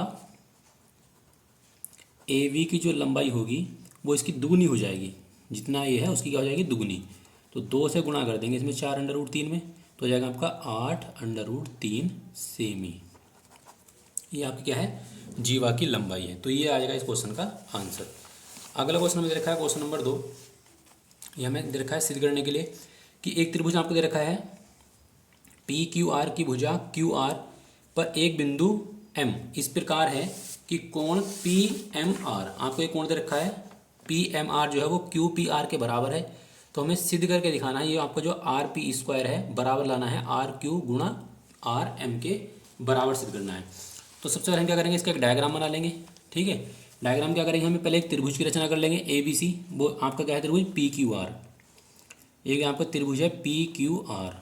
ठीक है, ये पी हो जाएगा, ये क्यू हो जाएगा और ये हो जाएगा आपका आर। क्यू आर पर एक बिंदु एम, यानी इस लाइन पर एक बिंदु एम है और वो इस प्रकार है कि पी एम आर, अगर हम इसको ऐसे मिला देंगे तो हो जाएगा आपका पी एम आर, यानी कि ये वाला पी एम आर, एक तो ये वाला कोण बराबर किसके क्यू पी आर के, क्यू पी आर के। ये इस वाले कोण के क्या है आपका बराबर, देखो ये लिखा हुआ क्यू पी आर। तो क्यू पी आर के बराबर है ये वाला कोण, जो ये वाला कोण बना हुआ है। तो हमें सिद्ध करके दिखाना है कि आपका आर पी स्क्वायर, सिद्ध क्या करना है, आर पी स्क्वायर बराबर आर क्यू गुणा आर एम। ये बात हमें क्या करनी है, सिद्ध करनी है। ठीक है, सिद्ध करने के लिए हम क्या करेंगे, यहाँ पर हम लेंगे पहले त्रिभुज पी एम आर ले लेते हैं एक, तो पी एम आर तथा पी क्यू आर, जो बड़ा वाला त्रिभुज है पी क्यू आर, इसमें ले लेंगे पी क्यू आर में। अब देखो एक बात हमें पहले दे रखी है कि कोण जो है पी एम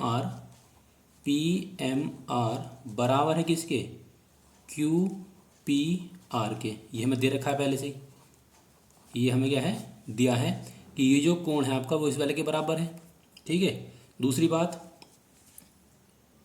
दूसरा हो जाएगा आपका पी आर एम, कोण पी आर एम बराबर होगा किसके, पी क्यू आर के, पी क्यू आर के। ठीक है, अब देखो ये भी आपका कोण है और ये भी आपका कोण है। अगर दो कोण बराबर हैं तो यहाँ पर हम लिखेंगे त्रिभुज पी एम आर समरूप है किसके, त्रिभुज पी क्यू आर के। यहाँ पर हम लगाया है कोण कोण।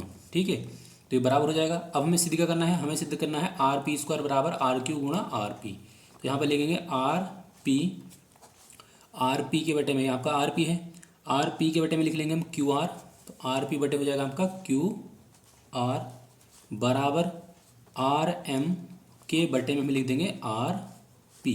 और यहाँ पर क्या करेंगे, क्रॉस मल्टीप्लाई करेंगे, इसकी इधर गुणा करेंगे तो हो जाएगा आपका आर पी गुणा आर पी बराबर क्यू आर गुणा आर एम।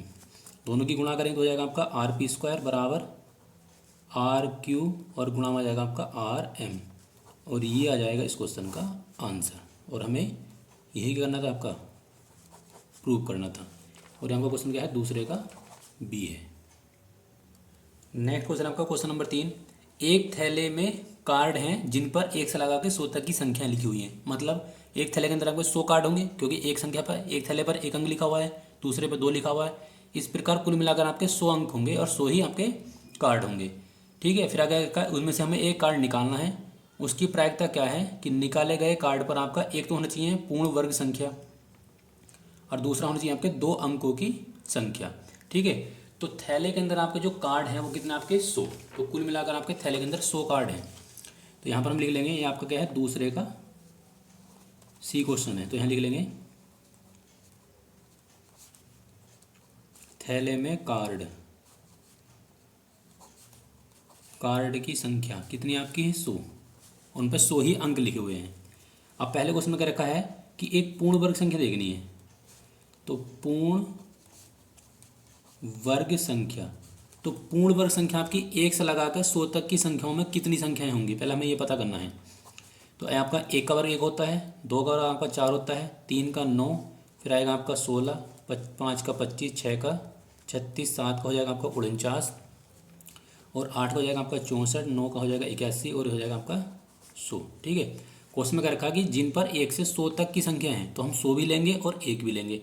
अगर हमसे कहता है कि 1 से 100 के बीच की संख्या है, तो ना तो हम 1 लेते हैं और ना लेते हम 100। तो कुल मिलाकर आपकी संख्या कितनी है, तो कुल अगर हम संख्या देखेंगे तो कुल मिलाकर आपकी 10 संख्याएं हैं। ठीक है, 10 संख्या होगी। अब हमें निकालनी है इसकी प्रायिकता निकालनी है। तो प्रायिकता हो जाएगी इसकी, प्रायिकता बराबर कुल संभावनाएं कितनी आपकी 100। तो 100 तो लिखेंगे हम नीचे, और ये कितनी संख्या आपकी 10 संख्या है, तो 10 लिख देंगे हम ऊपर, और इससे कट जाएगा तो कितना आएगा आपका 1/10। ये आएगा इस क्वेश्चन का आंसर। सेकंड क्वेश्चन में क्या रखा कि 2 अंकों की संख्या लेनी है जिनके अंदर आपके 2 अंक हों। ठीक है, 2 अंकीय संख्या,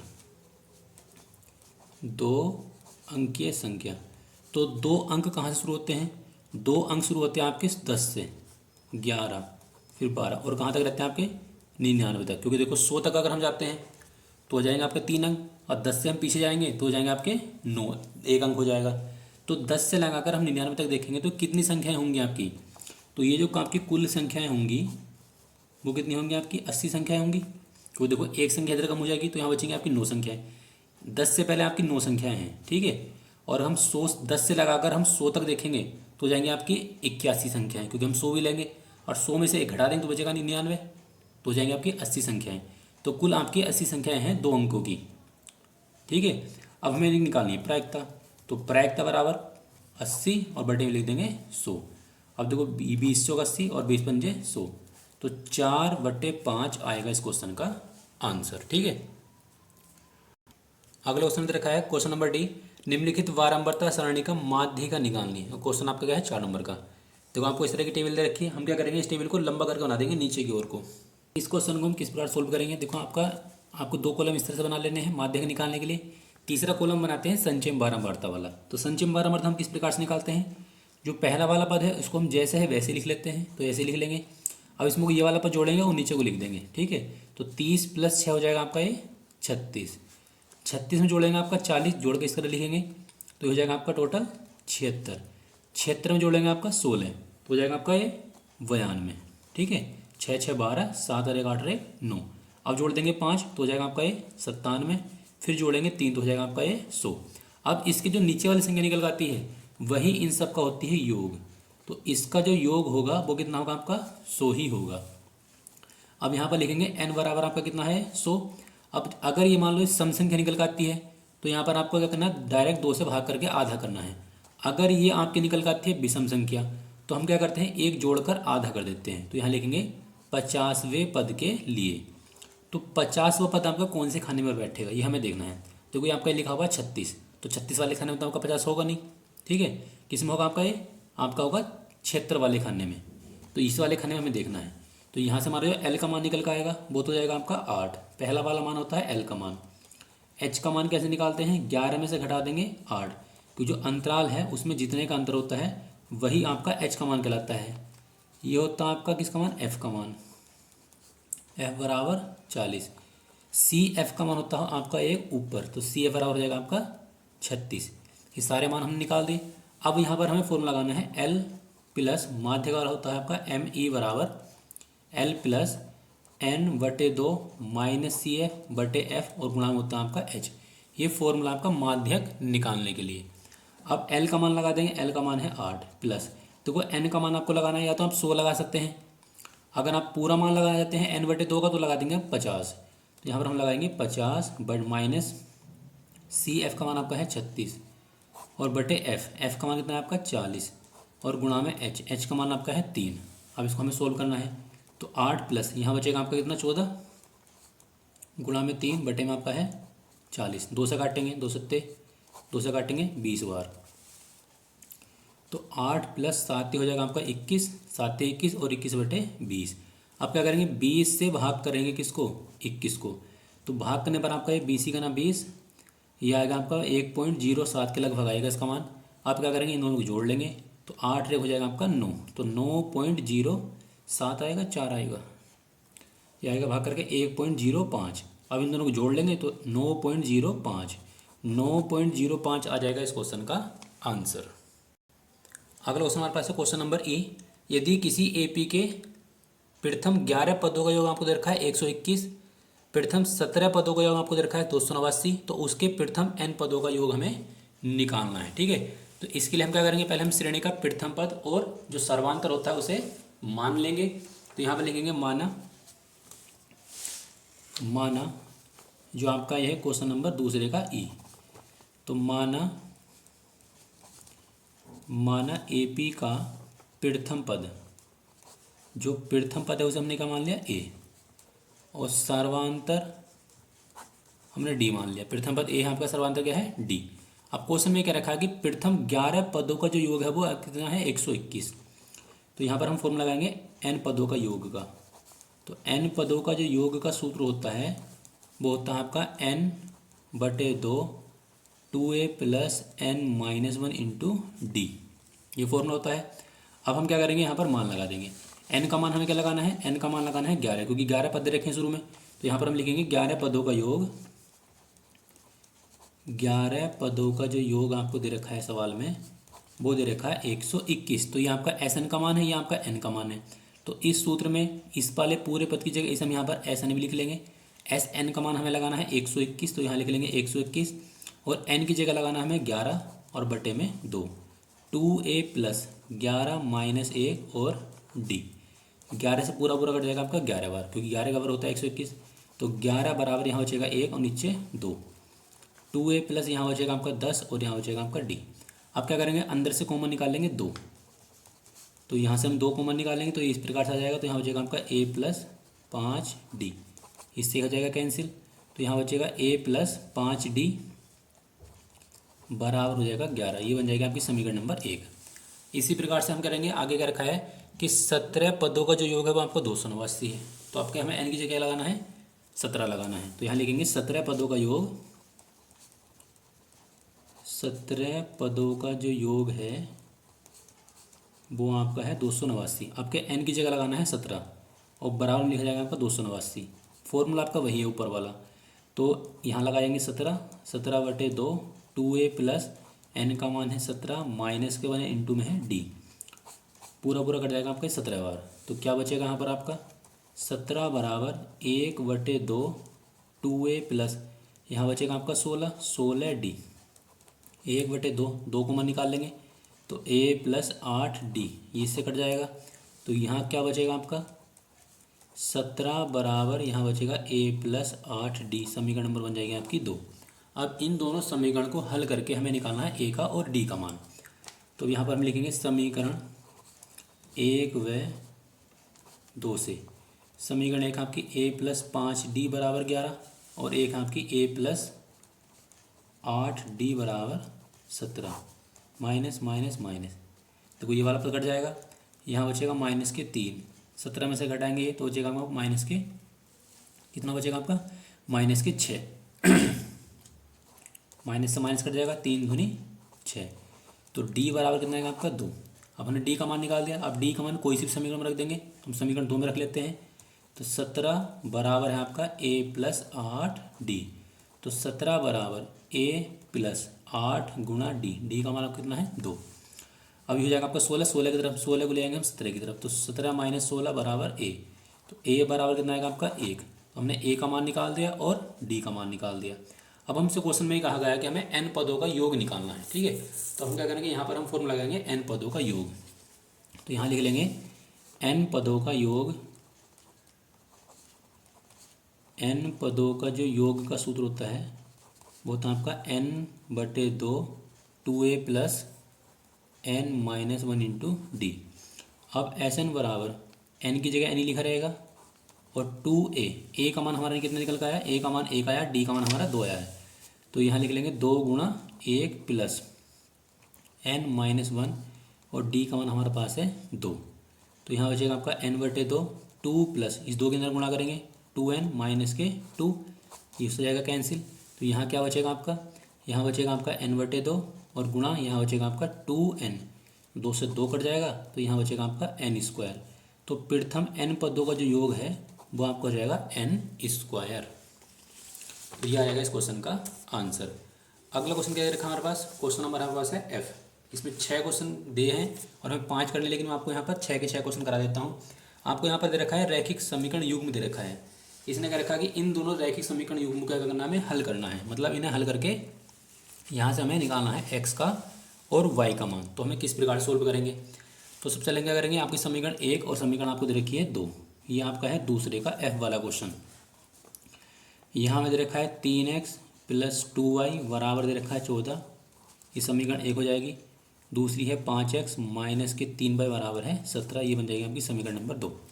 अब इन दोनों समीकरण में हमें एक काम करना पड़ता है, इसको हम हल करेंगे विलोपन विधि से। लेकिन उससे पहले हमें काम करना पड़ता है कि या तो x के गुणांक बराबर कर लो आप, या y के गुणांक बराबर कर लो। देखो यहाँ पर लिखा हुआ 2, यहाँ लिखा हुआ 3।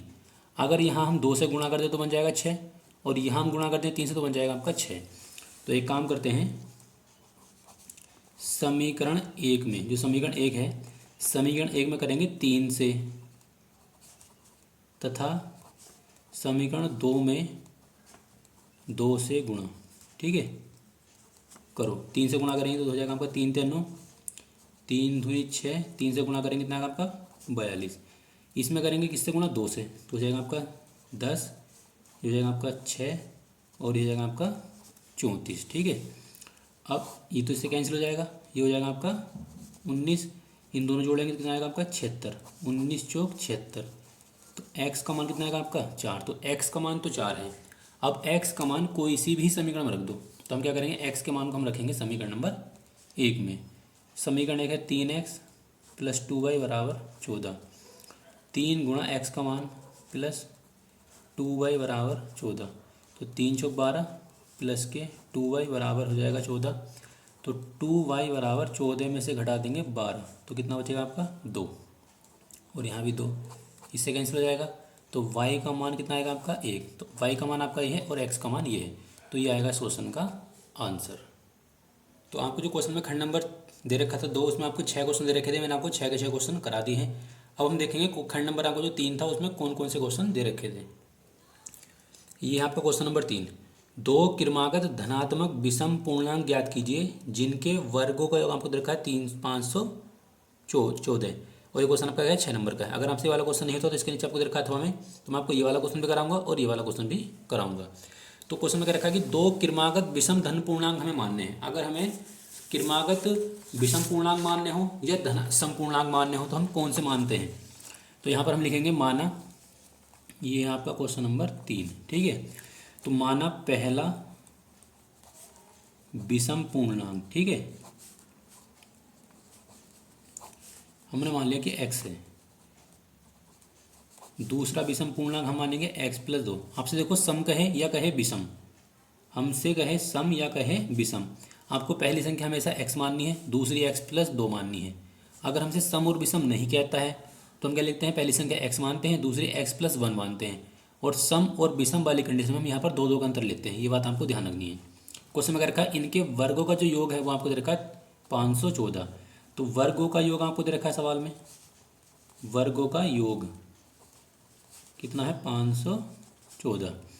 तो पहली संख्या का वर्ग करेंगे, दूसरी का वर्ग कर देंगे और दोनों क्या करेंगे, जोड़ देंगे और बराबर लगा देंगे 514, ठीक है। अब इसका फॉर्मूला खोलेंगे x², इसका फॉर्मूला खोलेंगे x², 2 का वर्ग 4 और दोनों की गुणा फिर उसका दुगुना यानी कि 2ab, तो हो जाएगा आपका 4x। इसको उठा के ले आएंगे माइनस में, बराबर हो जाएगा आपका 0। ये हो जाएगा आपका 2x² प्लस के 4x। अब ये इसमें से घटेगा तो घटा के बचेगा आपका 510 बराबर 0। अब क्या करेंगे, सब में से 2 कॉमन निकाल लेंगे, तो यहाँ बचेगा x², यहाँ जाएगा आपका 2 और ये घटेगा 2 × 2, 2 दूनी 4, बचा 1, 2 पंजे 10 और 2 पंजे 10 बराबर 0। अब ये 0 के बेटे में जाएगा तो 0 बन जाएगा। x² 2x माइनस के 255 बराबर 0। अब हमें दो संख्याएं ऐसी देखनी है जिनकी गुणा करने पाना चाहिए आपका 255 और जोड़ने पाना चाहिए आपका 2, ठीक है। तो हम क्या करेंगे, 255 के फैक्टर कर लेंगे। तो इसके फैक्टर आ जाएंगे आपके 5 × 3 × 17 आ जाएंगे। अब इन दोनों तीन संख्याओं से हमें दो संख्या बनानी है जिनकी गुणा करने पाना चाहिए आपका 255 और जोड़ने पाना चाहिए आपका 2। तो देखो 5 या 15, अगर हम 15 में से घटाएंगे 17 तो कितना बचेगा आपका 2 बचेगा, और गुणा करेंगे तो आपको 255 आएगा। तो हो जाएगा आपका x² प्लस 17x और माइनस के लिखेंगे आपका 15x और 255 बराबर 0। यहाँ से x कॉमन निकाल लेंगे तो यहाँ बचेगा आपका x+17, यहाँ से 15 कॉमन निकाल लेंगे तो यहाँ बचेगा x और 15 से पूरा पूरा कटेगा आपका ये कितनी बार, 17 बार, तो यहाँ आ जाएगा आपका 17 बराबर 0। अब x माइनस के 15 ये वाला पद तो ले लेते हैं इसके साथ, और जो ब्रैकेट है उसको हम ले लेते हैं एक जगह, तो ये आ जाएंगे इसके फैक्टर। अब क्या करेंगे, बारी बारी से एक एक पद के बराबर लगा देंगे 0। तो x का मान आएगा आपका प्लस के 15, यहाँ से आपका आएगा x प्लस 17 बराबर 0, तो x बराबर आएगा माइनस के 17। तो जो माइनस वाला मान है उसे हम छोड़ देते हैं, प्लस वाला हम ले लेते हैं। तो यहाँ लिखेंगे अतः पहला विषम पूर्णांक वो मानना हमने x और x का मान हमारा आया 15, ठीक है। दूसरा विषम पूर्णांक हमने माना है x+2, तो x की जगह x का मान लगा देंगे, x का मान है 15 और 15 + 2 कितना आएगा आपका 17। तो पहला पूर्णांक आपका 15 है, दूसरा आपका 17 है। अगर हम आप करने जाते हैं इसके उत्तर की जांच, तो हम जांच किस प्रकार से करेंगे। क्वेश्चन में क्या रखा है कि दोनों संख्याओं के वर्गों का आपको कितना है 514 है। तो अगर हम 15 का वर्ग करेंगे कितना आएगा आपका 225, 17 का वर्ग करेंगे कितना आएगा आपका 289। अगर इन सबको जोड़ेंगे तो कितना आएगा आपका ये 514 ही आएगा, ठीक है। अगर ये जोड़ने पर ये वाला पद नहीं आता तो हमारा जो आंसर है वो कहीं ना कहीं गलत है। अब इसके नीचे आपको दे रखा था हमें क्वेश्चन कि यदि किसी भिन्न के अंश और हर दोनों में 4 जोड़ दे तो हमें भिन्न निकालनी पड़ेगी। देखो हमें लिखा हुआ कि भिन्न ज्ञात कीजिए, तो पहले हम यहाँ करेंगे भिन्न मान लेते हैं। ये आपका क्या है, अथवा वाला क्वेश्चन है तीसरे का। तो यहाँ लिखेंगे माना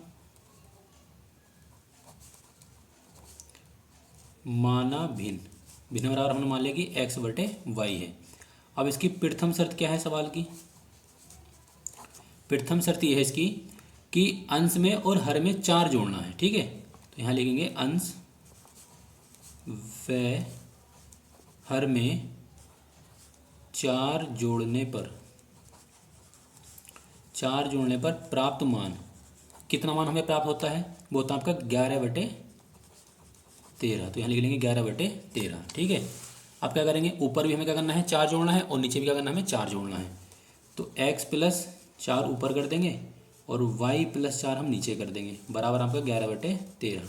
क्रॉस मल्टीप्लाई करेंगे, जब क्रॉस मल्टीप्लाई करेंगे तो क्या बन जाएगा आपका इसकी इधर गुणा करेंगे और इसकी इधर गुणा करेंगे तो बन जाएगा आपका 13x प्लस 13 चौका 52 बराबर 11 की गुणा करेंगे तो 11y और 11 चौक 44।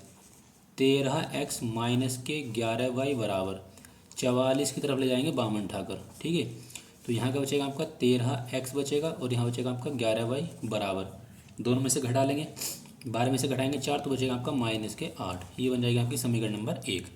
आगे क्या कह रखा है हमें क्वेश्चन में, आगे हमें क्वेश्चन दे रखा है कि यदि अंश और हर दोनों में, अगर हम अंश और हर में दोनों में से क्या करें 3 घटा देते हैं तो उसका जो मान बन जाता है आपका 2/3, ठीक है। तो यहाँ लिखेंगे अंश व हर में, अंश व हर में 3 घटाने पर प्राप्त मान कितना आपका 2/3, ठीक है। अगर हम अंश और हर में से 3 घटा रहे हैं तो उसका मान जो मान है वो 2/3 बन जाता है। तो अंश में से हमें क्या करेंगे 3 घटाना है और हर में से भी क्या करना है हमें 3 घटाना है और बराबर लगा देंगे 2/3। अब इसकी क्रॉस मल्टीप्लाई करेंगे, इसकी इधर गुणा करेंगे तो बचेगा आपका 3x 3 × 9, 2 की गुणा करेंगे 2y और -6, 3x माइनस के 2y और -6 प्लस के बन जाएगा आपका 9। तो यहाँ बचेगा आपका 3x माइनस के 2y और बराबर हो जाएगा आपका 3। ये बन जाएगा आपकी समीकरण नंबर 2। अब इन दोनों समीकरण को हमें हल करना है विलोपन विधि से, जैसे हमने अभी क्वेश्चन नंबर आपका इससे पीछे वाला किया था, ठीक है। अब कैसे करेंगे देखो, बराबर यहाँ पर लिखा आपका 11, यहाँ पर लिखा हुआ है 2, ठीक है। तो इसमें काम कर लेते हैं, इसमें कर लेते हैं 2 की गुणा और यहाँ कर लेते हैं 11 की गुणा, तो बराबर बराबर बन जाएगा आपका 22। तो समीकरण जो आपकी 1 है, समीकरण 1 में किससे गुणा करेंगे 2 से, और तथा जो आपकी समीकरण नंबर 2 है इसमें हम गुणा करेंगे 11 से, 11 से गुणा, ठीक है। इसमें किससे करेंगे 2 से गुणा करेंगे तो बन जाएगा आपका 26। यहाँ क्या करेंगे आपके 2 से गुणा करेंगे 22 में, 11 में तो हो जाएगा आपका 22, 8 में गुणा करेंगे तो हो जाएगा आपका -16। इसमें 11 से गुणा करेंगे तो 11 × 33, 11 दूनी 22 और 11 × 33। अब इसके चिन्ह बदलेंगे, ये हो जाएगा माइनस, ये हो जाएगा प्लस, ये हो जाएगा माइनस, तो ये वाला पद कट जाएगा। अब इसमें से हमें ये वाला घटाना है 13 में से घटाएंगे 6 तो बचेगा आपका -7। दोनों संख्या माइनस में की दोनों जुड़ जाएंगे तो 6 और 3 हो जाएगा आपका 9 और ये हो जाएगा आपका -4, माइनस से माइनस कट जाएगा, 7 × 7 = 49। तो यहाँ से x का मान कितना निकल गया हमारे पास 7। अब ये x का मान कोई सी भी समीकरण में रख दो, हम रख देते हैं दूसरी वाली में। तो दूसरी समीकरण है 3x माइनस के 2y बराबर 3। तो 3x, x की जगह x का मान लगा देंगे, x का मान हमारे पास है 7, माइनस के 2y बराबर 3, 7 तेज हो जाएगा 21, 21 माइनस के 2y बराबर 3।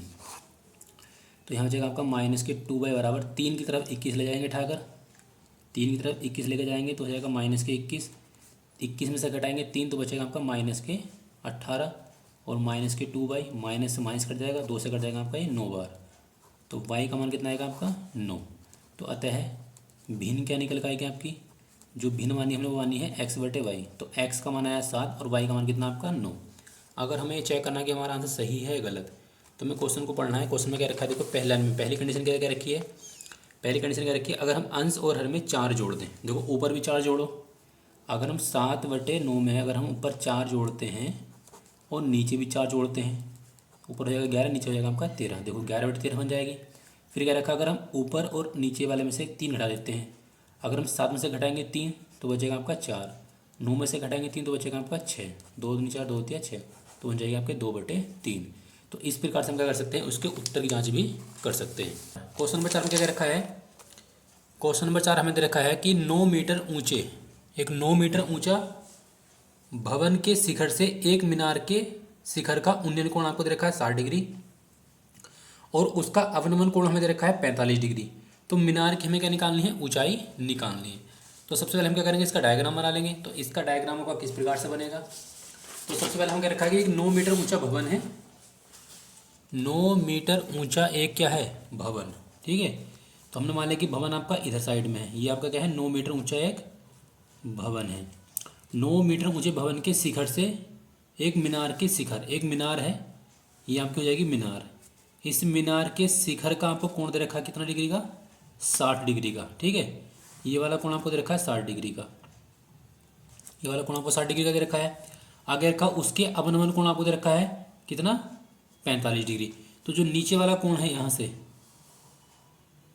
वो आपको दे रखा है 45 डिग्री का, ये वाला कोण आपका 45 डिग्री का दे रखा है। हमें क्या निकालना, मीनार की ऊंचाई निकालनी। इसे बिंदु ए मान लेंगे, ये बिंदु बी है, सी है और यहाँ पर डी है, इसे हम मान लेंगे बिंदु ई।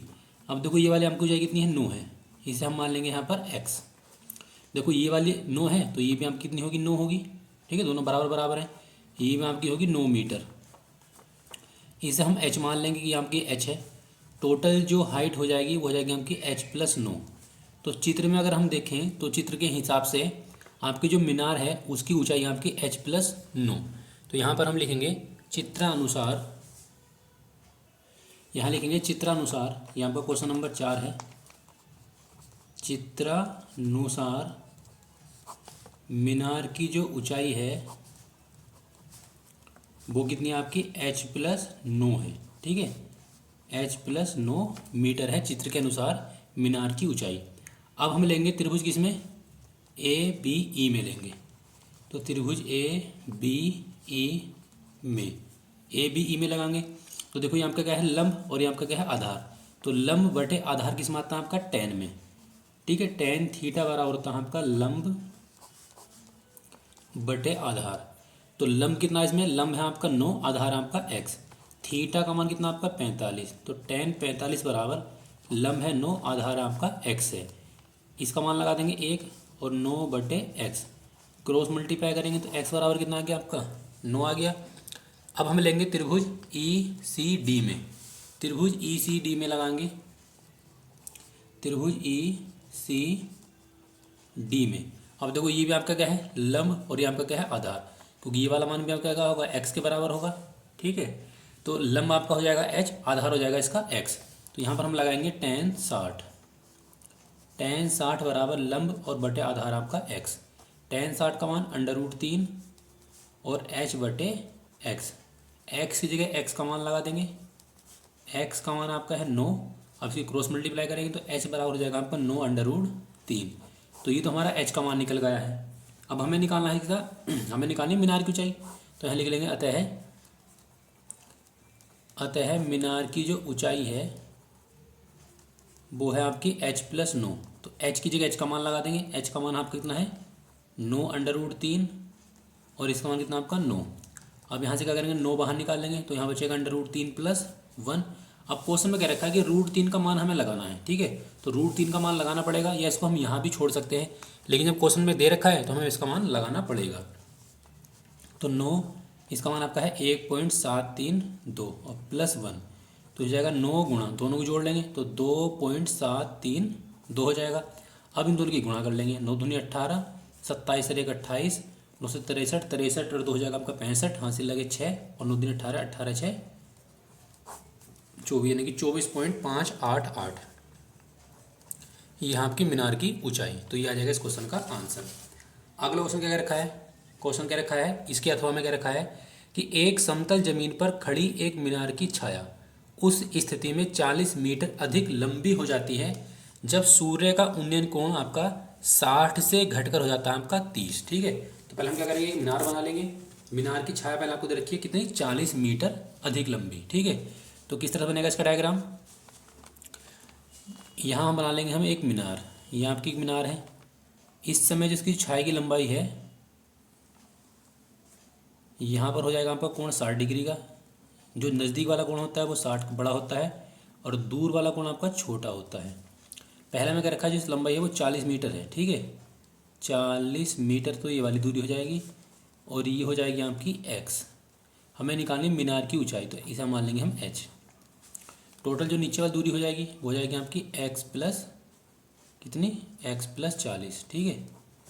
इसे मान लेंगे a, ये हो जाएगा बिंदु b, ये हो जाएगा c और ये जाएगा आपका d, ठीक है। तो इस तरह से बन जाएगा इस क्वेश्चन का डायग्राम। हमें निकालनी मीनार की ऊंचाई, तो यहाँ लिख लेंगे माना मीनार की ऊंचाई बराबर h मीटर। ये मीनार की ऊंचाई हमने मान ली कि h मीटर है। हम लेंगे त्रिभुज BCD में, BCD में, तो यहाँ पर लगाएंगे tan, ये वाला नियम, tan 60, ठीक है। tan 60 बराबर लंब, लंब आपका है h और आधार है x। tan 60 का मान होता है √3 और h बटे x क्रॉस मल्टीप्लाई करेंगे तो हो जाएगा आपका x बराबर आ जाएगा h बटे में आएगा आपका √3। यहाँ से हमने x का मान निकाल दिया। अब हम लगाएंगे त्रिभुज ACD में, ACD में लेंगे। जब ACD में लेंगे तो हो जाएगा आपका tan 30 बराबर लंब आपका h है, आधार हमको हो जाएगा x + 40, तो यहाँ लगा देंगे x + 40। tan 30 का मान 1 बटे √3 और h बटे x + 40। अब इसकी क्रॉस मल्टीप्लाई कर देंगे तो हो जाएगा आपका x + 40 बराबर h √3। अब x की जगह x का मान लगा देंगे, x का मान है h बटे √3 और +40 बराबर h √3। अब h वाले पद एक तरफ कर लेंगे तो 40 बराबर h √3 माइनस h बटे √3। अब क्या करेंगे, यहाँ से h कॉमन निकाल लेंगे तो अंदर बचेगा √3 माइनस के 1/√3 बचेगा। अब इसके नीचे के मान के हम लेंगे लेस है तो √3 आएगा, इसका लेस है, इसकी तरफ गुणा करेंगे तो हो जाएगा 3 माइनस 1, इधर लिखा हुआ आपका 40। 3 में से घटाएंगे 1 तो कितना बचेगा आपका 2, यानी कि 2h बटे में √3, 2 से कट जाएगा आपका 20 बार, ठीक है, पूरा कट जाएगा। अब इस √3 की तरफ गुणा कर देंगे तो आपका जो h का मान निकल कर आएगा वो आएगा आपका 20√3। तो 20√3 जो है वो आपकी क्या है, मीनार की ऊंचाई है। इसमें भी आपको √3 का मान क्या रखा लगाने, तो हम √3 का मान लगा के इसको सोल्व कर लेंगे तो जो हमारा आंसर आएगा वो आ जाएगा। अब आपका आता है क्वेश्चन नंबर 5। क्वेश्चन नंबर 5 में क्या रखा है, इसमें क्या रखा है कि एक ठोस में 60 सेमी ऊंचाई और 30 सेमी त्रिज्या वाले एक लंबवृत्तीय शंकु सम्मिलित हैं जो 30 सेमी त्रिज्या वाले, ठीक है, 30 सेमी त्रिज्या वाले एक अर्धगोले पर अध्यारोपित है। मतलब एक अर्धगोले के ऊपर एक रखा हुआ है तुम्हारा शंकु, अर्धगोले के ऊपर हमें क्या रखना है, शंकु रखना है, ठीक है। तो क्वेश्चन का डायग्राम हमारा किस प्रकार से बनेगा, ये है आपका क्वेश्चन नंबर 5। तो पहले हम बनाएंगे एक अर्धगोला, ये आपका एक अर्धगोला है, ठीक है, और इस अर्धगोले के ऊपर जो है आपका 60 सेमी ऊंचाई का एक शंकु रखा हुआ है, 60 सेमी ऊंचाई का एक शंकु रखा हुआ है, ठीक है। इसकी जो ऊंचाई है वो आपकी कितनी है, 60 सेंटीमीटर है। ये 60 सेंटीमीटर की इसकी ऊंचाई हो जाएगी। त्रिज्या इसकी आपकी 30 सेंटीमीटर है, ये आपका 30 सेंटीमीटर है। देखो ये भी आपकी त्रिज्या होगी, त्रिज्या हम ऐसे भी लिख लेते हैं, ये तो त्रिज्या है आपकी बेलन शंकु की और ये त्रिज्या आपकी है अर्धगोले की। त्रिज्या दोनों बराबर दे रखी है। अब इसने क्या रखा, जो हमारा ये डायग्राम बना है इसको क्या है, इस ठोस को, ये जो ठोस बना हुआ है इस ठोस को पानी से भरे एक बेलन में इस प्रकार सीधा डाल दिया जाता है कि यह बेलन की तली को स्पर्श करता है। बेलन की त्रिज्या आपको देखो 30 सेंटीमीटर दे रखी है, ऊंचाई 90 सेंटीमीटर है, ठीक है। तो इसका मतलब ये है कि ये जो पूरा ठोस बना हुआ है ये पूरा का पूरा आपका बेलन के अंदर आ जाता है, ठीक है। इस तरह से बन जाएगा इसके बाहर बेलन, और बेलन को जो है ये स्पर्श कर रहा है और दोनों की त्रिज्या में आपको दे रखी है बराबर है। ऊंचाई देखो 30 आपकी ये है, 60 ये है, तो टोटल देखो हो जाएगी 90, तो क्वेश्चन में 90 ही इसकी ऊंचाई दे रखी है।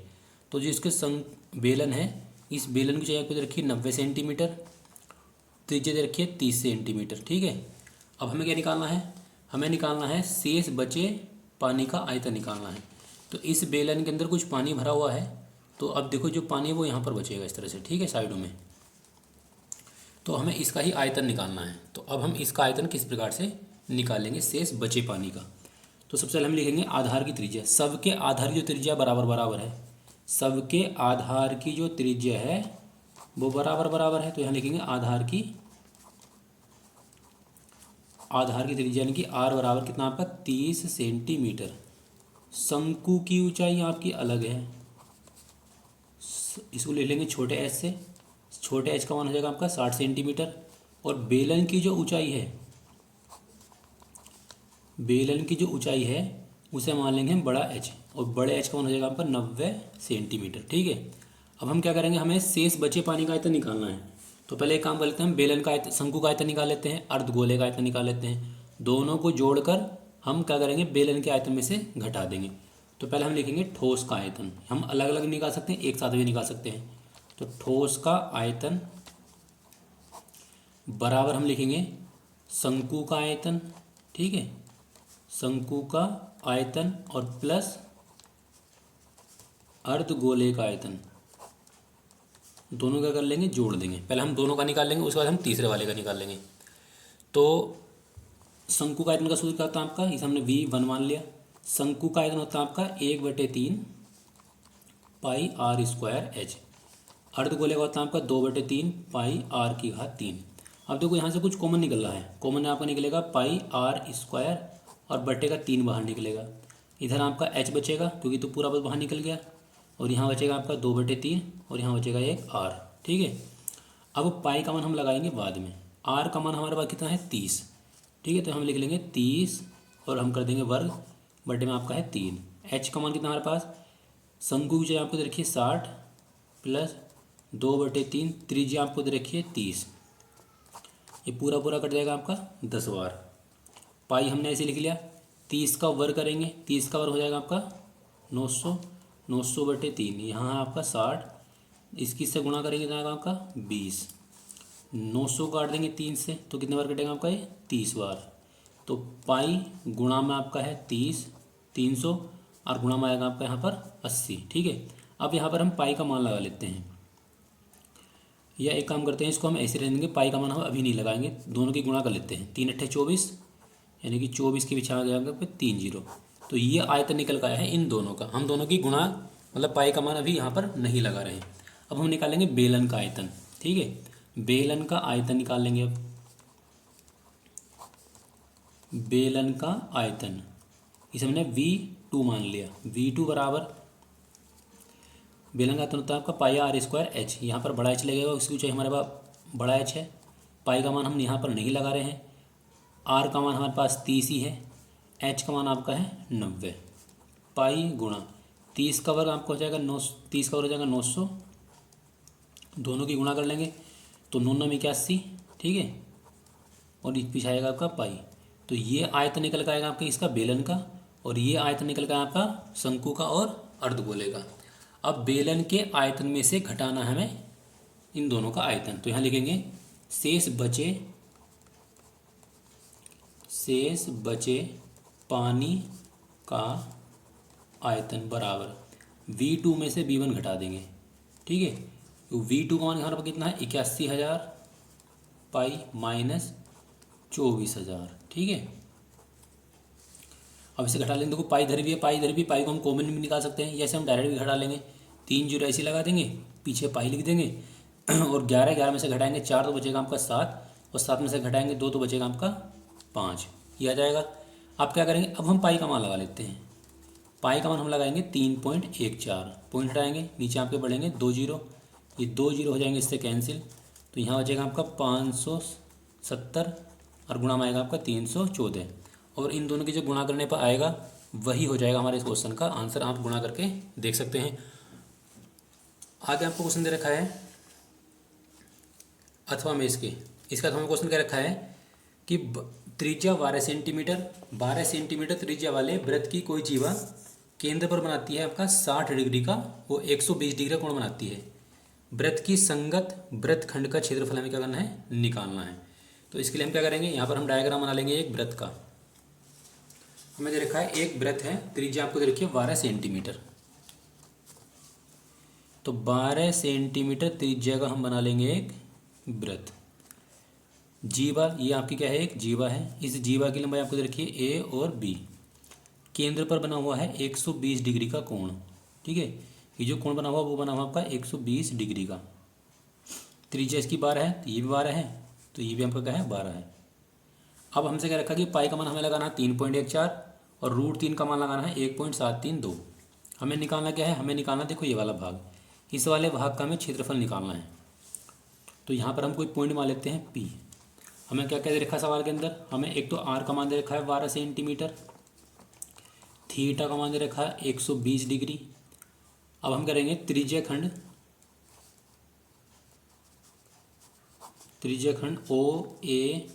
OAPB का हम निकाल लेंगे क्षेत्रफल। तो सूत्र क्या होता है इसका, θ/360 गुणा पाई R स्क्वायर। ये सूत्र होता है आपका त्रिज्या खंड का क्षेत्रफल का।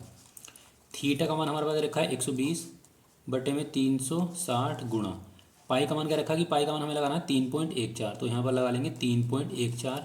आर का मान आपका है 12, यहाँ कर लेंगे 12 का स्क्वायर। ये पूरा पूरा कट जाएगा आपका 3 बार, पॉइंट हटाएंगे नीचे आएंगे आपके 2 जीरो, तो यहाँ बचेगा आपका 314, नीचे आपका 3 बचेगा और यहाँ बचेगा आपका 100।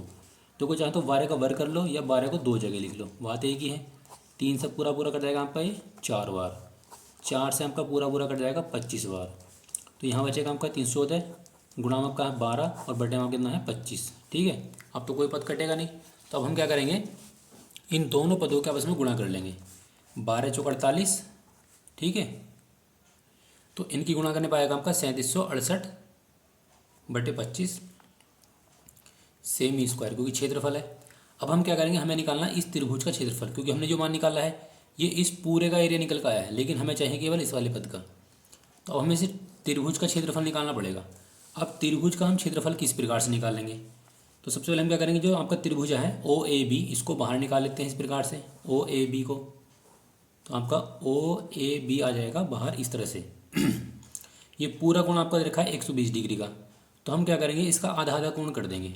ठीक है, यहाँ पर हमने क्या किया, एक लंब खींच लिया, इस लंब का मान आपका है डी, ये आपका क्या है 60 डिग्री का मान है।